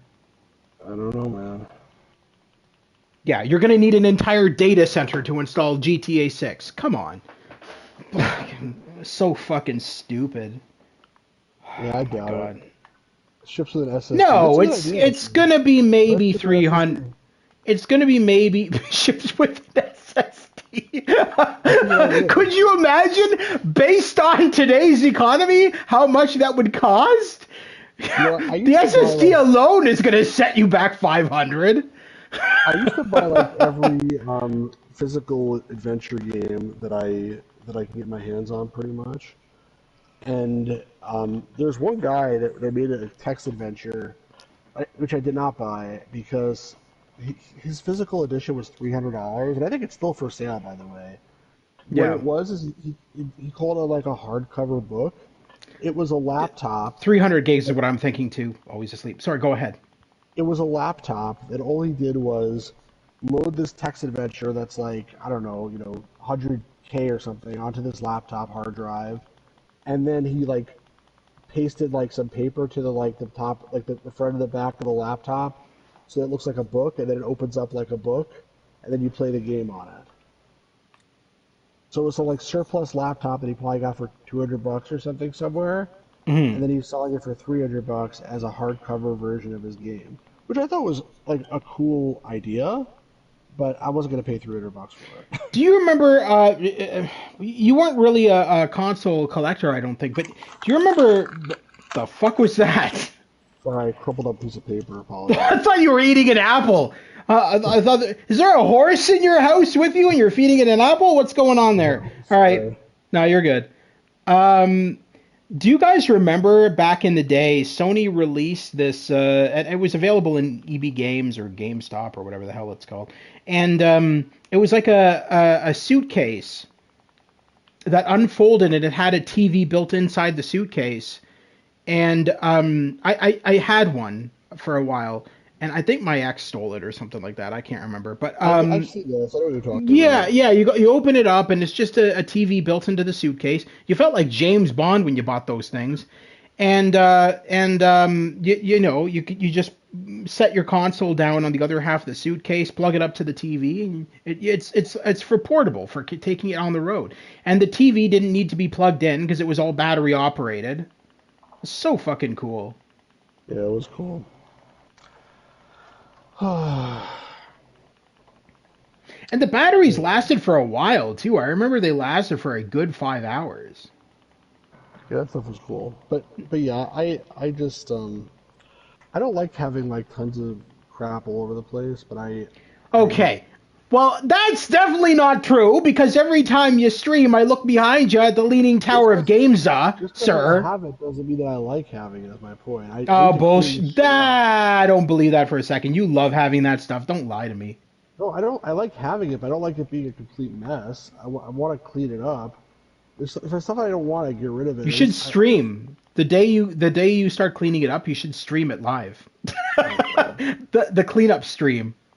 Yeah, I just don't have time is the problem. That's really Because the then issue. you could go through it individually and point it at the camera and be like, I remember the day I bought this, and then talk about it. And then no, I think I'm joking, obviously, but at the same time, I'm not. I think your viewers would find that interesting. You like They probably would, but individually go through each game and then you point it at the camera and being like, look, did you guys know I have this? No, of course not, because you barely stream any of the games you have. well, my point is, I don't like having a mess, but I do like to think it's important to Catalog everything, yeah. have somebody have the physical media because I mean, like, yeah, theoretically, once it's dumped, you can get rid of the physical media, and then it's like, obviously, don't collect it just for preservation, but there are things I do like buy to preserve, Of course. and it's like if I want to play a game, I have it and I can play it. I mean, it might break at some point; it's always possible, but There was a I game I mean, played one time that I what's liked the so much I difference? bought like But 10 copies of it. what's the difference between a game breaking and a digital game getting its license taken away from you? It's the same shit at the end of the day. It doesn't matter Well, physical or digital. Either or could happen. it's true, but It's a a what game, if. I'll tell you something. If you own a game, a physical game, and you take good care of it, it should not really break. Like Agreed. the games that I've had that I've that have been broken, either I've bought it from somebody else who didn't take care of it, Yeah. or a couple of. I remember one time a CD cracked, like maybe once or twice. What? Like yeah, Really? I once had a CD that Did you cracked like like sit on it? Like, what do you mean it no, like How? it was in a case where it was too rigid in the case, like it was hard to get it in and out, and like at one point finally Oh, yeah, yeah, yeah. the inner part of the disc like cracked from the middle, and like it still worked in the beginning, but it was like the crack was starting to spread. I knew it wasn't going to work for very long, so I bought like another copy of it. But that's very, very rare. If you have your physical games and you like keep them in good condition, then they should keep on working going forward for a long time. Eventually, it's possible they may fail, but it's not likely. And then you keep a backup of it, like so you catalog it to always Steve's point. You have make a backup of it somewhere online or whatever, just in Yeah. case. But even a digital game, it could just be like one day it's gone. And I think like what's going to end up happening, in my opinion, is that all this stuff is just going to push people towards piracy. Because if they can't buy something, like if they want to get There's a copy and like it's not available anymore because it's been there delisted, there's and somebody's already figured out how to pirate it, they're gonna pirate it. Yeah, there's already been a bunch of gamers already saying that on social media that because a lot of like those Ubisoft and Rockstar are the most guilty for saying that um, it's only going to be a digital world from here on out, and then gamers have fired back at them on their Twitter when they say that and said, well, that's fine, I'll just pirate your game or whatever, just to irritate them, I guess. And But they're being serious because it's like if you're gonna make it so difficult for people to own stuff and to buy stuff that people are like fuck you, like I'm not playing your game. I am gonna play your game, and I'm not gonna play your metagame that comes along with your yeah, I'm game. not gonna give you money. I'm just gonna yeah. And it's funny. A lot of gamers who have decent PCs because okay, so GTA 6 is coming out for console first and PC next year. And so a lot of PC gamers are just literally pirating GTA 6 on PS5 or on Xbox, and they're using an emulator to play it. That's what a lot of them are going to be doing, and because that's what I heard a lot of them are planning to do is to just Hmm. emulate the game on their PCs until they can actually play it themselves next year. And I thought that was funny. Well, I mean, I understand it. I mean, right? I mean, you understand it too. Yeah. I remember when I tried to run GTA 5. I bought GTA 5 for so this was like last year I think it was or the year before or whatever. So I ended up being like, well, GTA 5 was on sale on Steam really really cheap. I think it was like maybe $20. I thought to myself, well, I'm gonna get it. I'm gonna get it so that I can run a bunch of mods on it, like the Los Santos PD mod is something that I always wanted to try. The police department where you play as the cops in GTA Online, and so I ended up buying it, and my PC is a pile of shit. My PC is great for like really old games, but not modern, not really. Yeah, even on the lowest screen resolution, I'm talking like the game looked like Pong when I was playing it, the resolution, and it ran at 2 frames per second, even on that resolution. I'm like, well, Well, I'm gonna have to return that now. And thankfully, Steam is pretty good on their money back returns and all that stuff, whereas Sony isn't. Sony and Xbox, it's you have to fight with them when you want to return something, especially Sony. I don't know about Xbox anymore. Maybe with Asha Sharma, I don't even know anymore. She's taking Microsoft down such a weird fucking road. That woman, I firmly believe that woman, first of all, anytime you hire a CEO and they get interviewed and then you ask them, well, what are your favorite games to play? And then their answer is, I don't play video games. Video games are for kids. That's when you know that maybe the CEO of the game company that you hired is probably not a good one. And nobody at that company knows what they are doing. It is wild. Well, there's a recent article that I read that I thought was so fucking funny.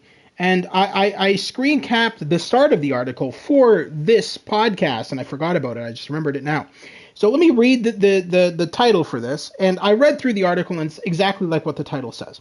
Xbox ends production on Series X console amid price hike struggles. Xbox kills its console while raising its prices again.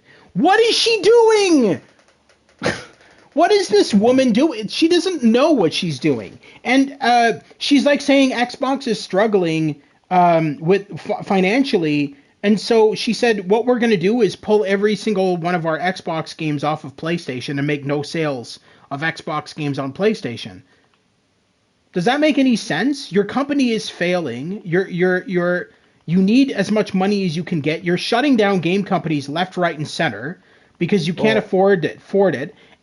And rather than fucking have extra avenues where you can make money, you're taking them down. You're an idiot. The issue is that they're not consistent. Like, we talked about this before, I think. I'm not sure if it was on a podcast or not. But, like, if they had a strategy and they stuck with their strategy, then maybe it would actually work. Because it's somewhat logical to be like, okay, well, nobody is buying Xboxes because there's no reason to buy Xboxes because we don't have any exclusives. We need to have some exclusives so people will buy Xboxes. So that's like a logical thought, but it has to be a strategy. It can't just be like we flip-flop constantly back and forth. Yeah, so it was Phil. It wasn't her who thought of bringing. A lot of people think that it's her. It wasn't her who thought of bringing Xbox games to PlayStation. It was Phil Spencer, who was before her, who got fired. My understanding was he got fired.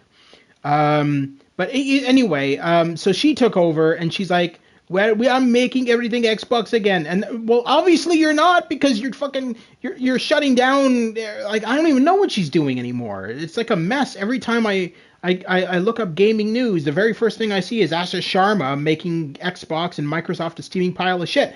Now, the other thing that Microsoft is saying is they're pulling out from Xbox. And Microsoft is not going to be a part of Xbox anymore. I guess they're selling it to somebody else, probably Tencent, because Tencent buys all that kind of shit. And Tencent is... What? Tencent, you said? I think that's what they're called. They're an East Indian company.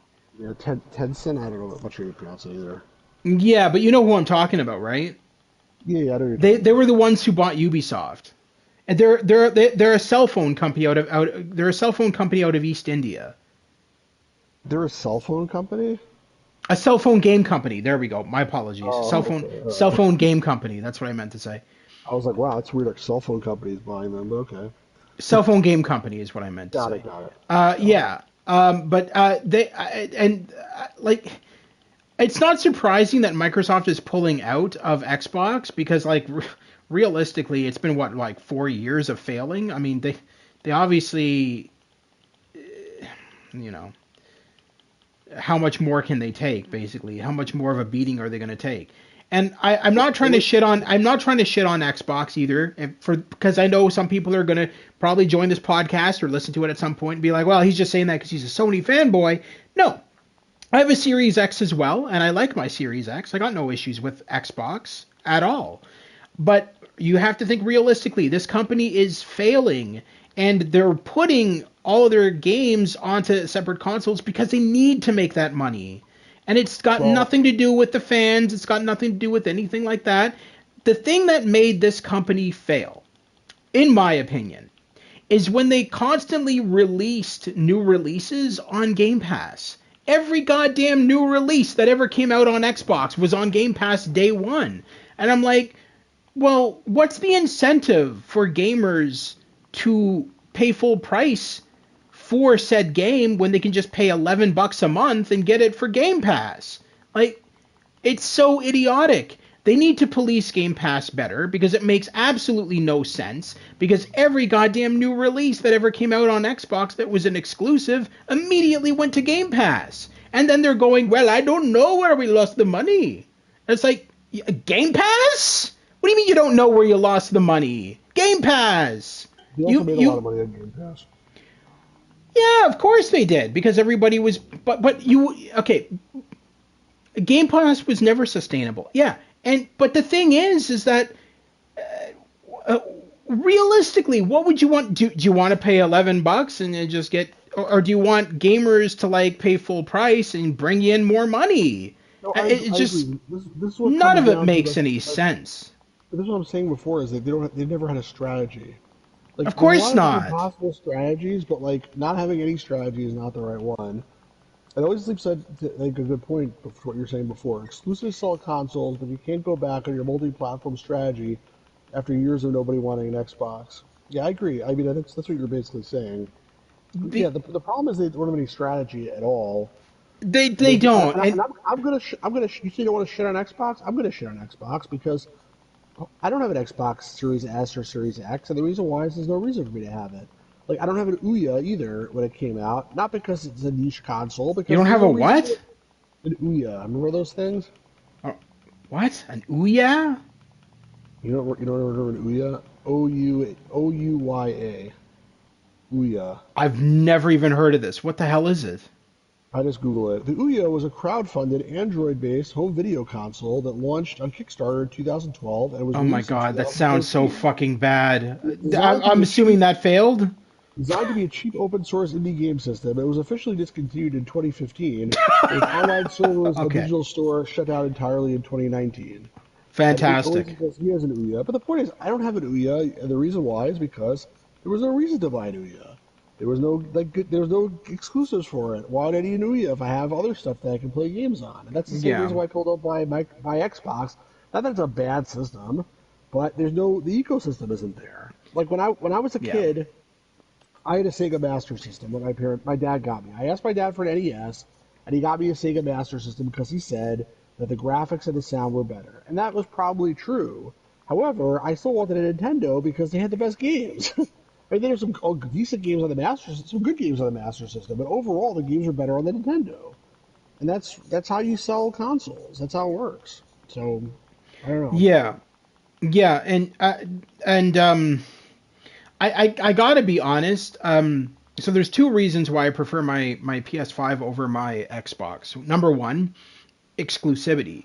Sony just has the better games, in my opinion, that are exclusives. Xbox just has Halo and Gears of War and stuff like that, and I just don't really like those games. And they have a lot of sports games too, which I hate sports games, so that's another thing that doesn't interest me. And it's that, and the second thing is I have a lot of friends that use PlayStation, and so if I'm on my PlayStation, I'm going to be hanging out with friends or whatever, and yeah, that's the other reason. I still occasionally go on my Xbox but for the most part, it does kind of collect dust because I'm mostly on my PS5. Yeah, but So I it's do. the same reason basically. Yeah, basically. Yeah. There are some exclusives that I have on Xbox that I do intend to stream on my channel once I get the capture card sorted out. But um, yeah, most of my games will always be streamed on VR or PS5 or PS1 and PS2 once I get the capture card sorted out and stuff like that. But yeah, um, that's the plan. I like I said, the only real game that I really liked on Xbox, and it's not even really, it's a weirder game. It's Disneyland Adventures, which was a open world. It was made by Frontier Games, I think, and it was an open world. What exclusives do I have on Xbox? So I well, they're not exclusives anymore. That's the thing, Lewis. A lot of these exclusives are now on PlayStation, so. They were exclusives at the time. I ended up buying Indiana Jones and the Great Circle on Xbox originally first because it was originally an Xbox exclusive for I think 2 years and then went over to PlayStation. So I bought the deluxe edition on Xbox and then I bought it again on PlayStation. And I didn't care that I bought it twice because that game was so much fun. I wanted to support the company. But yeah, it's the basics. I got the Master Chief Collection. I've got Rare Replay, which I think Stu, you said that was one of the reasons you got an Xbox, right? That's basically the only reason I got an Xbox. Yeah, it was for Rare Replay, and that's why I got the Xbox too back in the day, was literally for Rare Replay because that collection was amazing. But now 90% of the games in that collection you can buy now, separately, because after they released them in the Rare Replay collection, Xbox then released them separately as buy it separate by itself. So like GoldenEye as an example is now available separately and remastered on Xbox. The one thing I will say about Xbox that Xbox has that I wish Sony would get, I don't think it ever will, is they released, and I didn't even know about this because it's so badly fucking marketed, and we're wondering why Xbox is losing money. They don't market properly either. They don't advertise properly. So one thing that Xbox has that a lot of people don't know about is it has this collection, and I'll find out the name of this, and I'll tell you guys the name of this after the stream. But it's like almost like an emulator. You go into this program, and it has billions of Atari games, billions of MS-DOS games, billions of Windows 3.1 games, and all that kind of shit. And they have LucasArts games in there. They've got Sierra games in there. You can play Police Quest 1. You can play Leisure Suit Larry on Xbox. Yes. That's cool. How do you And type? it's so good. They actually bring up a virtual keyboard for the older games. Oh wow, that's very cool. Yeah. Because it's not marketed. You know what else they got on that collection? The Adventures of Willie Beamish, the CD-ROM version. And they also have the DOS-based version too. You can pick between either or. So if How much does it cost? it's free. Oh gosh, wow, that's crazy. Yeah. It's free. So all you need to have is Game Pass, and you can access it through Game Pass. And it's such a massive collection of games, and they keep on adding more and more to it. And I want this to come to PlayStation, because I've always told my friends about Sierra. Like, obviously you guys know about Sierra, because you guys grew up with it. But a lot of my friends on PlayStation never really grew up with PC games. They're always console gamers. So they don't know about Sierra. They don't know about LucasArts. They don't know about a lot of these companies. And I've always wanted to show them, Sierra, the games that I grew up with. And but I've always wanted to show them it on console. What's a Sierra? A mountain in Nevada. The Sierra Nevada. No, but that's what it's named after. yeah, I know. It's named after the golden. Well, it's named after Sierra Nevada. It's named after Sierra Nevada, which was the original location of Sierra back in the day. And the mountain on their image is the Golden Dome Mountain from that one park.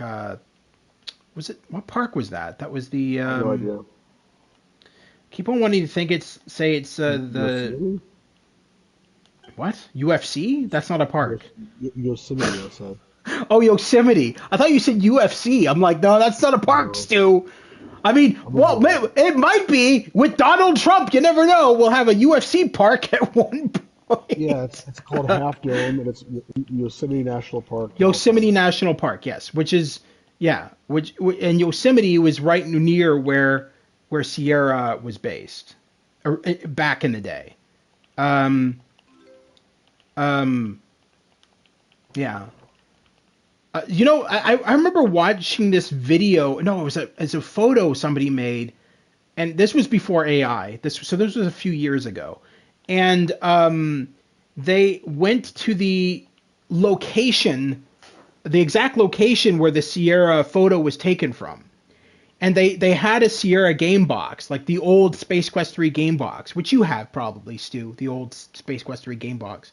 And if you take off the sleeve, it was like a beige case, beige box, and it had like a little photo in the middle of the box of the mountain.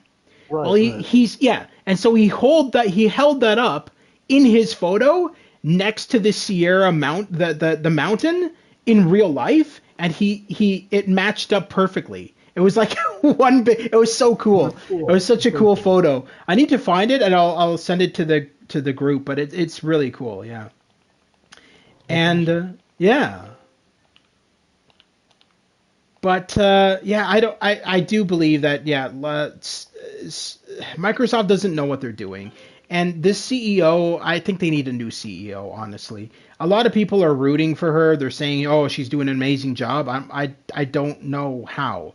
I don't know how what she's doing is amazing. Like she's yanking games off that are making sales on PlayStation to be more console exclusive because the fans demand it. But I'm thinking to myself, why are you listening to the fans?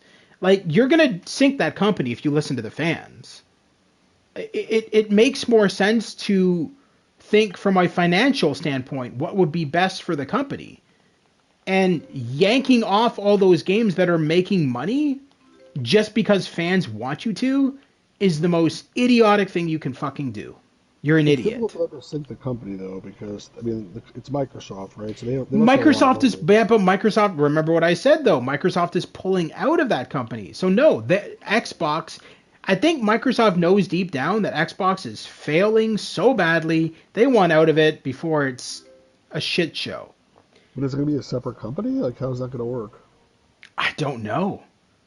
But I read Um, about this for a while that Xbox is planning on pulling out or selling, that Microsoft is planning on pulling out or selling Xbox off to another company. I mean, if they And sell them, they sell them. Microsoft was never good though. Let's look at the wider picture. Let's go back about 8 years. Let's go back about 8 years. We're gonna go back to when Sony first introduced the PlayStation VR, and this was when VR was in its early stage, I'd say. The PSVR was a pile of shit. It only broadcast in 720p. It was not a good headset. I have it still. I have my PSVR one. I'm never going to use Fair it because enough. I have a. I'm never going to use it because I have a Quest 2. But so that came out, and I remember it was all the rage and everything, and it was selling like crazy. Or is it just maybe they can buy more studios and close them before they do, before they get the business. That's brilliant. I love it. I love it. That is good. Yeah, they're closing way too many studios, man. And it's sad because a lot of those studios, I have a lot of those studios games. Like, remember I streamed South of Midnight by Compulsion Games, and that was a really good game. I really enjoyed that. And now that company's gone. They've literally already shut down. It's so sad. And a lot of the employees are now jobless. And, Asha Sharma's like, I don't care. We're saving money. Yeah, at what Well, cost? I mean, there's two different things there. One is like, all corporations don't care about anybody except for the corporation. And the No. other thing is that, like, to your point, they're making bad decisions, and also to your point, like they've been making bad decisions for a very long time. It's not a new thing for All Microsoft. right. So what I was going to say, we switched topics there for a split second. So what I was going to say in regards to that though was, so Xbox, when Sony released the PSVR, now a lot of you may not even remember this, but Xbox announced that they were making a VR headset, and then there was months going by of nothing. No response about this. This Ninja Theory is super talented too. Apparently, they are trying to find someone to buy them though. I hope that happens. I really do. Ninja Theory did one of my favorite game series, Senwa, the Senwa games, which I have both of them. Such good games. And I really hope I don't see them go. And the final one, obviously, that is going is uh, Tim Schafer's company. Double Fine. Double Fine, yeah. And but anyway, so so Sony, so Microsoft was saying that we're going to release a VR headset as well. And then there was months that went by where nothing was happening, nothing, no news, nothing. And then Microsoft literally comes out a couple of months later and says, "We have decided that VR is just a fad, and we see no reason in making a VR headset. It's just a fad; it'll die out." Are you an idiot? Are you serious right now? You think it's a fad? But how many fucking we've got fucking VR arenas in the world now. Like literal places where you can go, pay money to go into VR in these giant ass arenas. And Microsoft's here like, it's just a fad, it's gonna die out. No, bro, like they have no idea what they're doing. That company has had VR headset, by the way. Did that like just completely go out, like? I don't know. I don't know. I haven't heard about it for a very long time. It's not a fad, always asleep, and any company that says that is stupid. But then again, Microsoft has been stupid for a long time. It didn't just start with Asha Sharma. They've always been making poor decisions. I don't think that they know what they're doing half the time. To tie this back to our current topic, I mean, yes, go ahead. You complain about like PSVR like having 720p or whatever, which is fine. But at least PSVR, the games like sometimes came on discs, whereas for Oculus, it's all digital, and that's the other thing which is going to all disappear. Well, how would it? But I'm not saying there's a good answer to that question. I'm just saying that it's going to be the case where like all those Oculus games, one day are all going to be gone and nobody's going to play them. Okay. So I don't know how it works for. I can't. Let me share that again. I can't say how it works for Oculus, but on PlayStation, I've actually ran into this issue where games that I've bought have been delisted. Now, when they're delisted, you still have the license and you still own them, so you can still download them. You just can't buy them anymore on the digital storefront. That's how it works for Sony. I can't speak for any other company, but with Sony, if Oculus goes out of business 2 years from now, then it's unlikely because they're on like Facebook. Well, no, if Oculus goes out of business, it'll be a different story because it's run by Mark Zuckerberg, and that guy has no brains in his body anyway. He's a little lizard man, as far as I'm concerned. I don't mean that in a literal sense. He's not a lizard man, but I mean he's stupid as fuck. He's dumb as fuck. I remember when he did a conference a couple of years ago, and he is the most robotic human being I've ever met in my entire life. I'm telling you, that guy is like, he's like, Commander Data has more emotion than him. But anyway, no, he was doing this conference, and it was so cringy. He was like sitting next to this girl who I guess worked for him, and it was like a live conference, and he broadcast it over YouTube. And I remember watching it and just laughing my ass off at how cringy he is. And he's like talking about all the upcoming games for the Quest 2, and he talked about Grand Theft Auto San Andreas VR, which ended up getting canceled, by the way, ladies and gentlemen. That game was supposed to be a thing on the Quest 2 and Quest 3, but Rockstar canceled it. But anyway, he's talking about all these games coming out. And he is such a cringe person. He is such a cringe person because he was saying stuff like,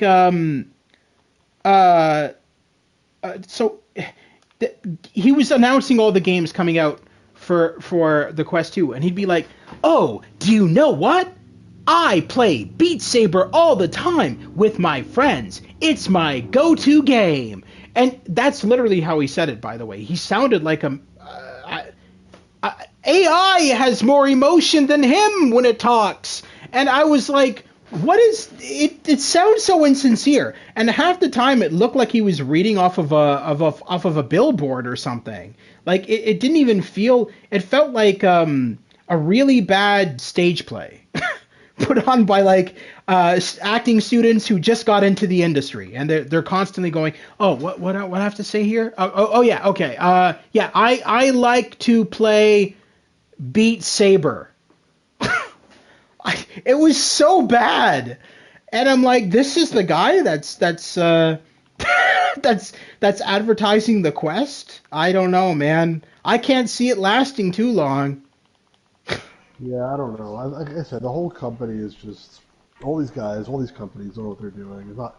No. But my point is like though at some point like there are a lot of good games that came out for MetaQuest and at some point they may Yeah. as well be gone because there's no physical option available for any of them. So I Well, would trust that.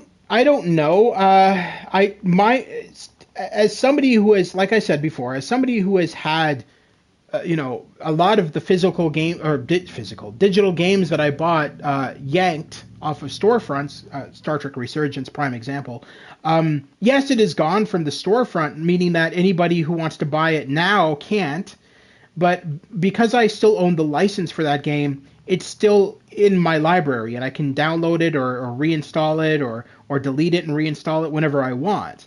And a lot of my games are like that. I've never actually, even on PS3, bro. PS3 was the same way. It was all digital too. And even there, I can go on my PS3 right now and download games from my library, and they're still there. I can still access them. They're Because not on the everything was store. coded. They're not on the store, but I can still grab them off of my PS3 library. And It's I've because never everything had was issues. coded. I'm still pissed off about that War Games game that I wanted to play. But That was working with that's War on the Games. that's got nothing to do with Xbox or anybody. That's got to do with the Yeah, I actual guess. company itself.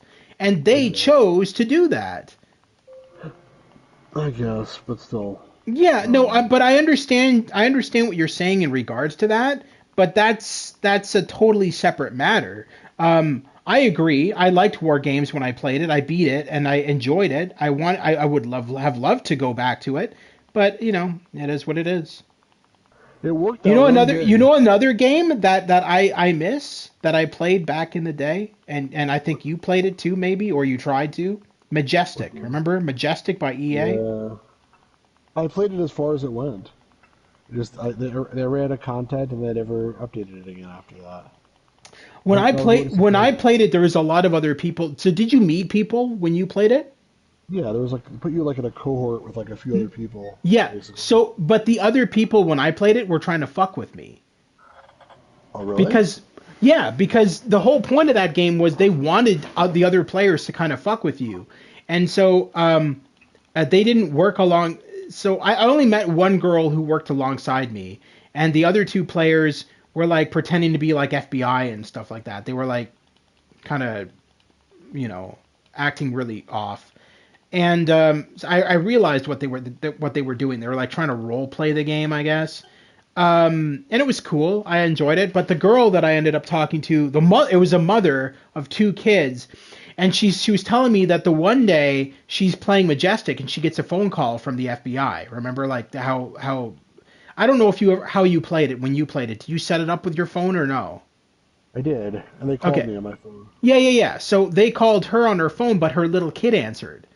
And they're like, "This is the FBI. We need to talk to blah blah blah blah blah." And it's all pre-recorded lines. And the little girl just hung up the phone and started crying her eyes out. Yeah. She's terrified. She's crying her eyes out. And the mother's like trying to tell her, "No, it's just a game."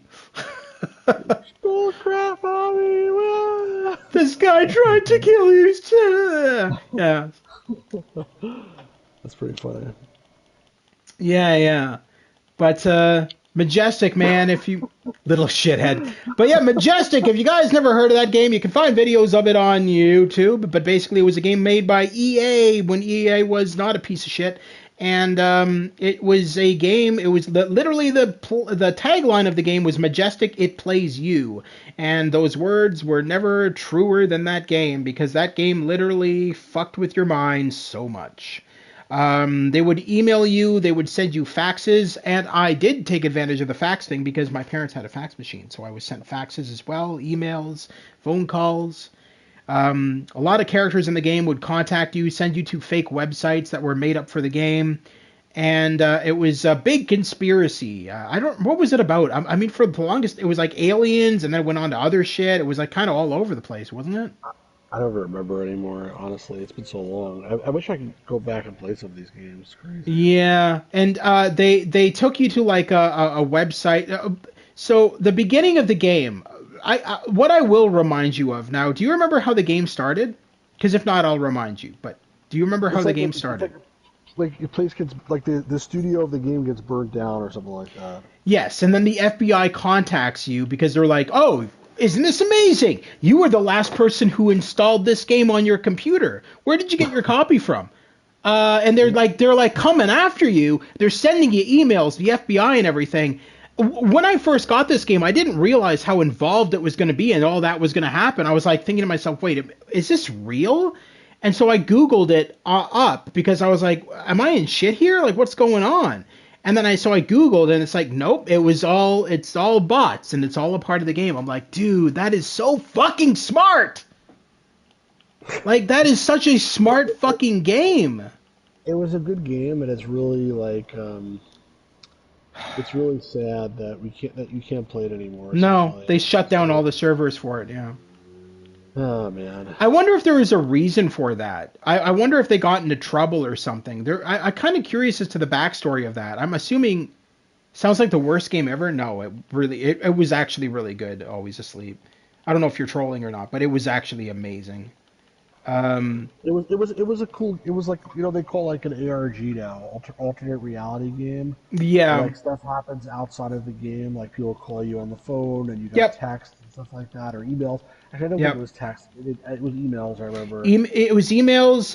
No, not text. It was emails, fax, emails, and phone calls. Yeah. Yeah. So it was cool just from that perspective, but they didn't. To your point, they didn't really actually plan it out very well. It wasn't marketed properly either, like at all.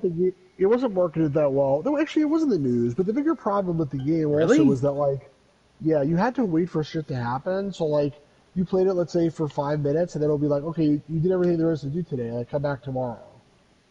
And so you couldn't really actually play the game. You had to wait. No. That was yes and no. So that was in the beginning stages of the game, but then they got rid of that and they put it into chapters, so that each chapter was an hour, and then you'd have to come back for the next chapter the next day or the next week or whatever. There was only like 8 chapters total. I think within a chapter there was also like it was like multiple days, and you could only like do like a certain amount of things every day. There was plans to make more chapters, and then they shut down. I'm almost wondering if because they use like FBI and stuff like that, and they had like bots calling you from the FBI and stuff like that. I'm almost wondering if they got a slap on the wrist from the actual FBI saying, no, you can't pretend to be us. I highly doubt it. Mm. I mean, I doubt it, honestly. Well, I don't know, because there is no real explanation as to what happened. And you can't tell me that the game did not do well, because every time I played it back then, I remember there was a lot of people in the chat and stuff like that for the game. So there's no way that it didn't do well. I think the game did okay, but the issue was, if you remember, you may not remember, but I sort of remember, when you bought the game, you could. It was eventually available at retail, but originally it was just like you go online and you sign up and you just create an account. I bought the retail version. So okay. Before the retail version even came out, there was the original version. You can download it, and I still have the disc, by the way. Yeah, but it doesn't nothing on it. No. If I remember correctly, it was you got episode 0, 1, and 2 for free. And then if you wanted to keep playing, it was like you had to pay for the rest. Or extra episode or something like that. It wasn't for the rest. It was like a subscription they were trying to sell. I think a lot of people tried it out and they played the first few episodes and then they did not actually buy it. They tried it, they didn't buy it, and I think that's why it went down. Because I did buy it, and I remember being in a situation multiple times where I was just waiting for more content to come, and then eventually it was just like we're shutting it down. So like it led into the middle of the story, and like there was never any type of resolution whatsoever. That was very frustrating. Like that's why I was always very sour toward episodic games, because there were more than one time that I bought like episode 1 of a game and there was no episode 2. And I was like, I'm just a schmuck. So I stopped. So the only other time I had that happen was there was a game company that made a game where you played as one of the characters from the Untouchables movie. I still have this Elliot Ness. game. Sorry? Elliot Ness. Elliot Ness. Yeah, that's who it was. And it was I can't remember the game company that made this, but it was like a murder mystery. I still have it. I might even stream it at some point. But the problem is, if I stream it, there's only 2 episodes because they never released the rest of the episodes.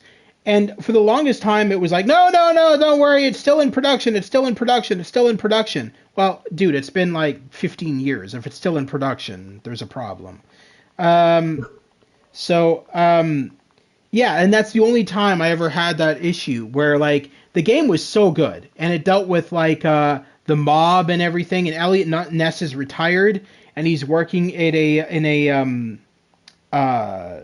in a diner, and it's all done in black. It's all done in like film noir, so it was black and white with very little color. There was color here and there, but it was mostly black and white.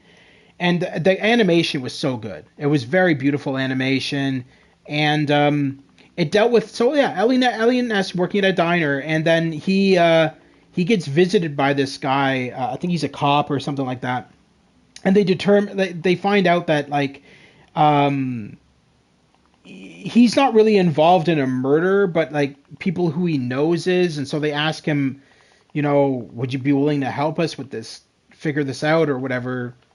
And he decides, he wants to find out what's going on. But there's a lot of twists and turns, and I remember, like you delve in with the mob and everything, and there's a cult at one point in the game that kidnaps children, and they wear like these demonic masks and stuff like that. So it's a little bit of horror mixed into the game as well. But it was so good. And I streamed it way back when I first started my channel, back when it was, I don't even know if it was called the Gamer's Grotto back then. I think it's the same YouTube. It's probably still on my YouTube channel, like this game, but I haven't streamed it in forever. But I might stream it again in the near future. But like I said, I don't know if I should or shouldn't, because there's only two episodes, and then that's it. You don't find out what happens with the rest of the game because there's no more content. But that's the only other time that I've ever had that issue. Every other time when I've bought episodic content, everything that I bought was promised to me and was delivered. So I've never had that issue. Life is Strange. Life is Strange. I've always had, I have all the Life is Strange games, and initially those released episodically. Same with all the Telltale games. They released all that episodically. And I never had issues with any of that. It's happened to me a couple times. Just as an example, I streamed this game called what the fuck is it called? The Adventures of Bertrand Fiddle. Remember that game? No. It sounds like a real winner though, Stu. It was a point and click adventure game. It was a point and click adventure game where it was like a mystery type game, but like the characters all had these weird noses.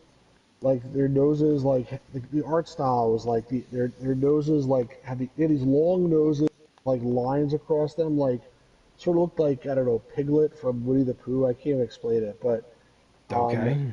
It was a weird art style. But anyway, they made like one episode, they made a second episode, and then they never finished the story basically. And I streamed the first episode. I was like, oh, this is decent.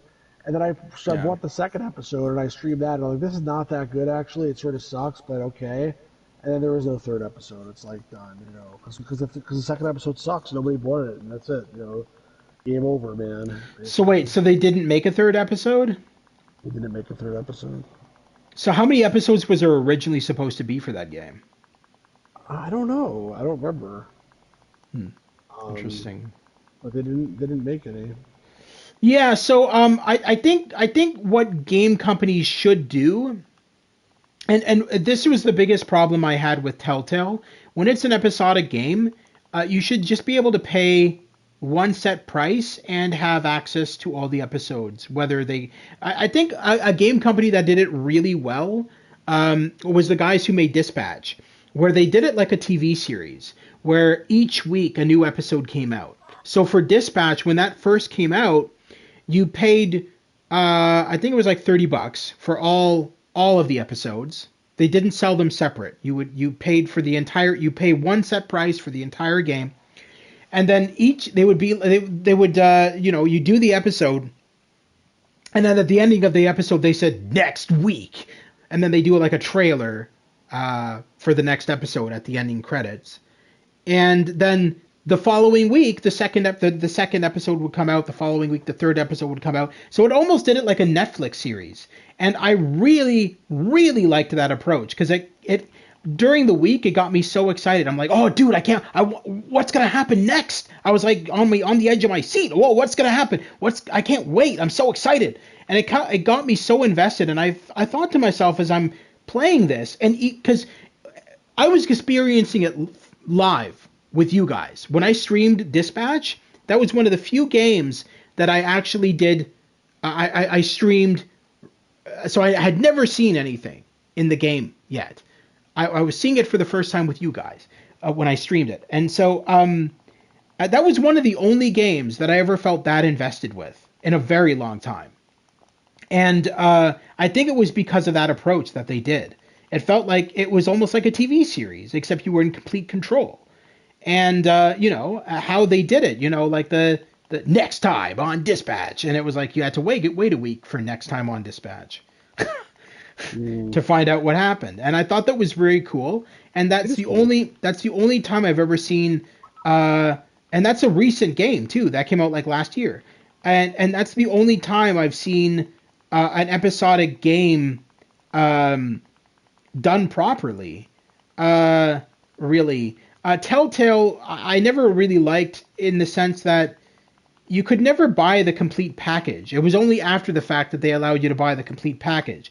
So when the game first came out, as an example, The Walking Dead Season 1, you would have to buy each episode individually. You couldn't buy them in a collection. The collection didn't come out until like the episodes were all finished and released. Right? And so...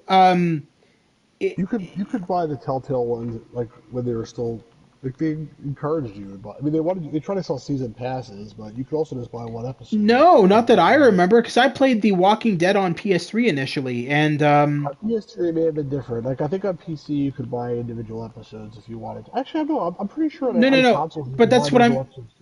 No, you're misunderstanding what I'm saying. You couldn't buy. What I'm saying is when The Walking Dead came out, you had to buy each episode individually. You couldn't buy them as an entire pack. Oh, is really? That's what I'm saying. And that really pissed me off because I'm like, dude, it's just why do I have to do it like this? Like it's so stupid. And then later on, both Telltale Games and the Life is Strange guys decided, well, wait a minute. Why are we doing it like this? Why don't we just have them pay $60 and they get the game, and instead of releasing episodes per week, we just have all the episodes in the game and do it the same way, but not release one like next month on, it's all together, all in one package, one full game. They don't have to download any other additional episodes, and they're not locked. So if you finish episode 1, you go straight into episode 2, and that's what they ended up doing eventually. And I'm like, dude, it took them that long to figure it out? That's what they should have done? I'm like, are you for real? Why did that take so long to figure out? I have no idea. So stupid. I'm like, nobody is going to be invested into your game when they have to wait a month to buy episode 2. And the thing is, it was a month, and that's the problem I had with The Walking Dead. Like, who's going to remember a month later what happened in the previous part, unless you're playing it every fucking day? Come on. That's and so it's like, when I stream long games, that I don't even remember what happened. Right, exactly. And so what I ended up doing, and I promise you guys, I will be streaming this. I ended up buying, I think it was like a couple last year maybe. They released this massive Walking Dead collection, which has every single one of the seasons, all the DLCs, everything from Telltale Games, all remastered. And so I ended up buying it, and I loved it. And it's a massive collection. And I think Stu has it too, but he has it physically. But yeah. And I do intend to stream that, but when I stream it, I'm going to have you guys make all the choices. So it's going to be you guys playing the game, not me. And that is the plan, is to stream that in the near future and have you guys fuck up my game for me. Great, I'm happy to do that. Exactly, there we go. Clementine's going to die so many times, it's fine. But yeah. But that's the plan. And that collection is really good. I really like that collection. They did a good job of remastering it. Now, speaking of which, about remastering, Telltale Games just announced recently that yes, A Wolf Among Us 2 is coming out very soon. Finally, Oh, really? we're having a sequel to that.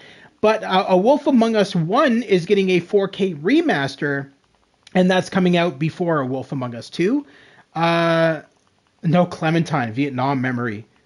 Are you talking about when Lee dies at the ending of the Walking Dead season 1? What's with these spoilers, man? Oh, come on. Like you've never played.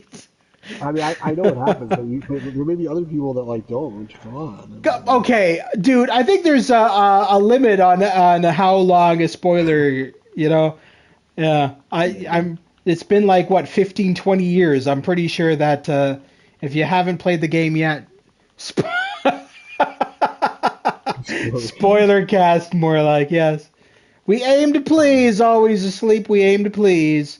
But yeah, think we just wrapping this up, by the way, because it's been already a little more than oh a couple shit, hours. 2 hours and 17 minutes. All right. But at the end of the day, what I feel about, even though I don't collect physical medium anymore, I still agree with Stu's Game Reviews that physical medium should not die out. That it's just a way for the developers to win. And realistically, it's not about the developers anymore, or it shouldn't be about the developers. It should be about the consumer, the gamers, and what they want. But a lot of game developers don't feel that way, and a lot of them are greedy, and it's all about the money. And the more that gamers just bend over backwards for these developers and say, in the case of Rockstar Games, I don't care, dude, they can sell it to me at $500, I'll still buy it. Whenever somebody says that, it's just more incentive for the developer to just up their prices on everything. And That is very well said, and that's a good summary for this whole thing, in my opinion. yeah, the other thing I want to quickly mention is I don't know what it's like in the U.S., but here on the news, they covered last night that all electronics in Canada.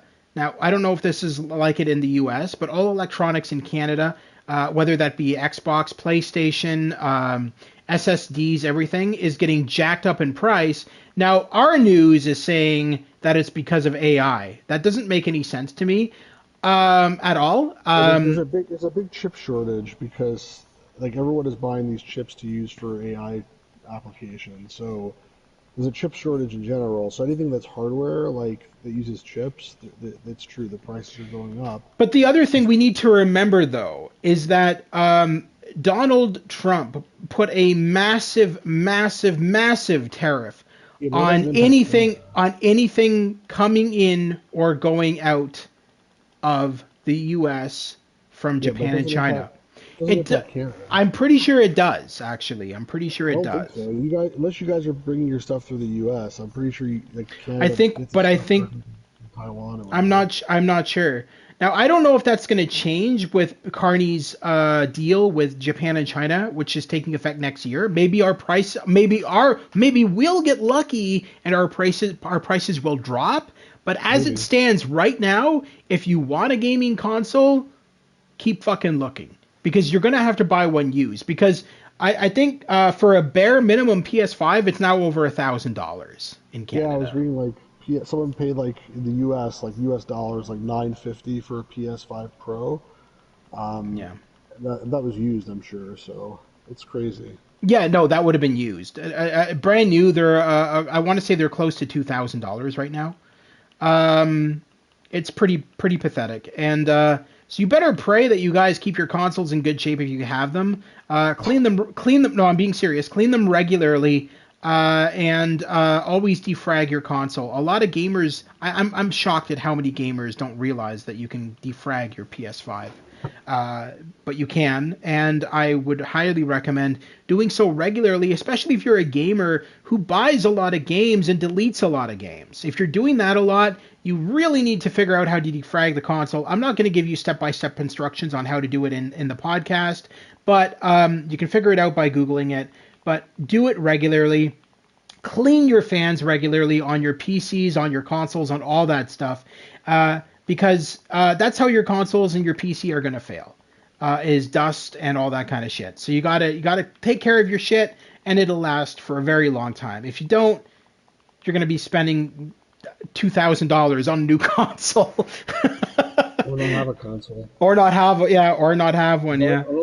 I don't think a lot of people can afford to spend $2,000 on a console. No, exactly. But unfortunately, that's where we're sitting at right now until God only knows if this will ever change. I mean, we may be stuck like this for a very, very long time. I don't know.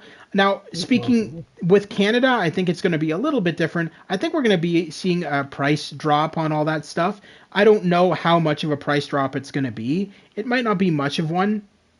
Clean your boxes and collections too. Is that a message for Stu? Yes. You missed when I said earlier, Stu. I said he should come on his stream at some point and just do a cleaning video, and he can show us all his boxes. Because realistically, you got all these boxes behind you, and there's been times where I don't know if I can speak for all of your viewers, but there's been times where I've looked at those boxes behind you when you've been on a webcam, thinking to myself, gee, I wonder what games he's got in there, because I can never see them. All you see is like the back of a box, and I'm like, well, so I think it would be really cool if you actually, when you're organizing them, just go on webcam. And I mean, you're snickering at that, but realistically, I've seen gamers do that on YouTube, and it's been very successful. They've gotten a lot of views for that, and I think it would help your channel more than hinder it. That's my opinion. I think you get more subscribers. I don't want people to be looking at my ass for the whole stream though. Okay, I'm not asking you to film your ass, okay, Stu. We're talking about organizing your games. We're not talking about staring at your ass. There's another stream for that, I'm sure. It'll go into the Stu's late night Discord group if you want to stream that. Dark. Stu After Dark. Yeah. Anyway, let's wrap this up because I do want to stream actually later today, hopefully. What are you planning on streaming, sir? I'm probably going to stream that game Orb Quest, which is a really old RPG. I don't know if I'm going to play it I'm sure I'm not going to play it all the way through or anything like that, but I want to check it out and see if it's any good. And it's basically an RPG that came out on like Play-Doh mainframes in 1975 or 76, and then it was ported to Apple II like in 1982, 1981. So it's a pretty obscure game, but yeah, it looks interesting. So it's like it's like a random game. It's like one of those random things that I do. Like the Tetris game, the Faces thing, which was so bad. Oh my god, that game was so bad. Hopefully this game will be better than that. I mean, it's almost impossible for it not to be better than that, but yeah, I like to do random stuff in addition to the planned stuff, as you know. Yeah, no, for sure. I do have a spicy game coming up too at some point, which I'm not sure if it's gonna be on. A spicy game? I'm not sure if it'll be on YouTube or not. It might just be on my Discord. We'll see. Now you've got me curious. You can't just leave us on a cliffhanger like that. Well, I can. No. What's the spicy game, Stu? It's called Interlude. It's a game that's designed for like a couple to play it together. Always Asleep is asking if he can crank his hog to any of it. He could, for sure. I mean, I don't okay. I'd recommend it, but it's really possible. You can crank your hog to this podcast too if you want to. I don't recommend that. Yeah, no. And if you do crank your hog to this hag, what the fuck? If you do crank your hog to this podcast, please do me a favor and don't tell me about it. Exactly. I just do it in secret. Okay. That's fine. Well, anyway, this has been fun. It is always fun, my friend. Thank you so much to everybody for tuning in tonight. Thank you to Lewis. Thank you to Always Asleep. Thank you to James. Thank you to Cool Louie, and I think was that everybody? Am I missing someone? Uh, you said Luis, right? Yes, I think that yes, was it. Well, there's one other yeah, guy. There's one other guy here. yeah. This There is was another Peter gentleman. Fiver.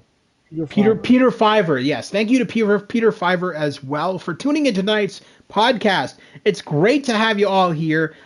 Stu will be streaming something on his channel tonight. That's at Stu's Game Reviews, STUS Game Reviews, Stu's Game Reviews. And if you're like Stu and you really get tired easily, and you just need a little pep in your step, simply go over to www.w.gg and get yourself an energy drink on me. Save 10% off with the code The Gamers Grotto. That's The Gamers Grotto, all capitals, no spaces, at www.w.gg. And you can have more pep in your step, unlike Stu's Game Reviews. Get that Well, you dub know in ya, what? yes. If you could get me like sent a free sample, I'm willing to try it out and let you know how I I'll like see it. what I can do. I'll see what I can do. Okay. Yeah, but that's going to do it for tonight. I do want to say though that W Energy drinks, I did some research into them, and they actually have a lot of vitamins and stuff in them. So they do have caffeine, obviously, because it's an energy drink. But Right. so it's 2 cups of coffee. Now it's not how they do their energy drink is a little bit different than how others do it. So it's a powder, and so you just add it to water, and so you can add as much or as little as you want. So it's a powdered energy Oh, that's drink. interesting. Yeah, yeah. So it's a little bit different, and you can get it in multiple different flavors and stuff like that. There are tons of different fruit flavors and So it's, stuff like it's like that. so it's like Tang or something like Hawaiian Well, Punch. if you go to their website, they have so many different flavors, and they just recently added anime style flavors as well. So if you're into different, it's kind of weird, yeah. Always assume says I'll add it to an energy drink. That's I don't that's a recommend very I definitely don't recommend this. I want to say if you're going to do that, that's that's really on funny. you. That's on you because you're probably gonna have a heart attack. Do But that and then sue the Gamers Grotto. yeah, totally. Yeah. I That's would really say funny. maybe Dubby, not me, but But anyway, that's gonna do it for tonight, guys. Thank you. That's my hentai game. Oh my God, you guys are crazy. All right. Well, that's gonna do it for tonight. Thank you once again, everybody, for being here. I'm gonna play out my outro here, my outro theme music. But that's gonna do it for tonight, guys. Thank you once again to everybody being here, and we'll see you all at Stu's channel for tonight. Now, are you gonna need me for anything tonight, or are you just doing? You're always welcome to join, but I don't. I'm not playing a new adventure game tonight. I'm just gonna do like Okay.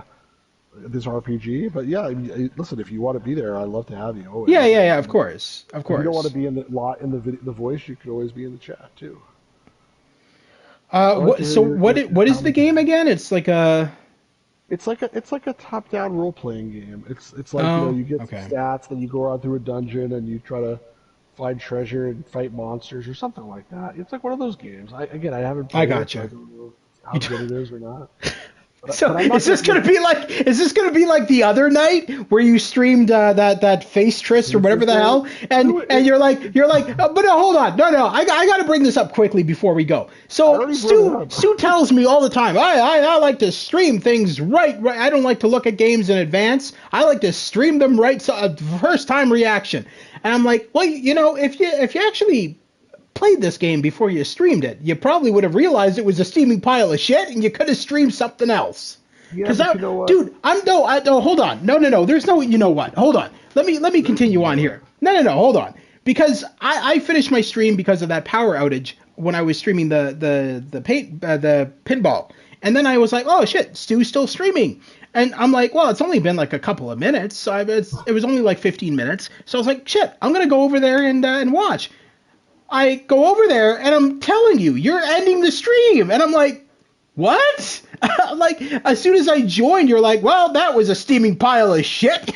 And you were like ending the stream. And I'm like, damn, that has got to be the shortest stream Stu has ever done on his channel. I've done some short ones 15, before. I 15, bro, that was I think 15 minutes. I think it was like 25 minutes. But Well, like, still, but the thing damn. is, I probably would have streamed it anyway. That's why that's what I'm saying. Like, just for posterity. I mean, it was a bad game, but like sometimes bad games need to get streamed also to be like, this I is guess, but so in my case, what I would have done, if it's like a bad game, I would have streamed it somewhere down the road, but I would have probably like streamed something a bit more enjoyable.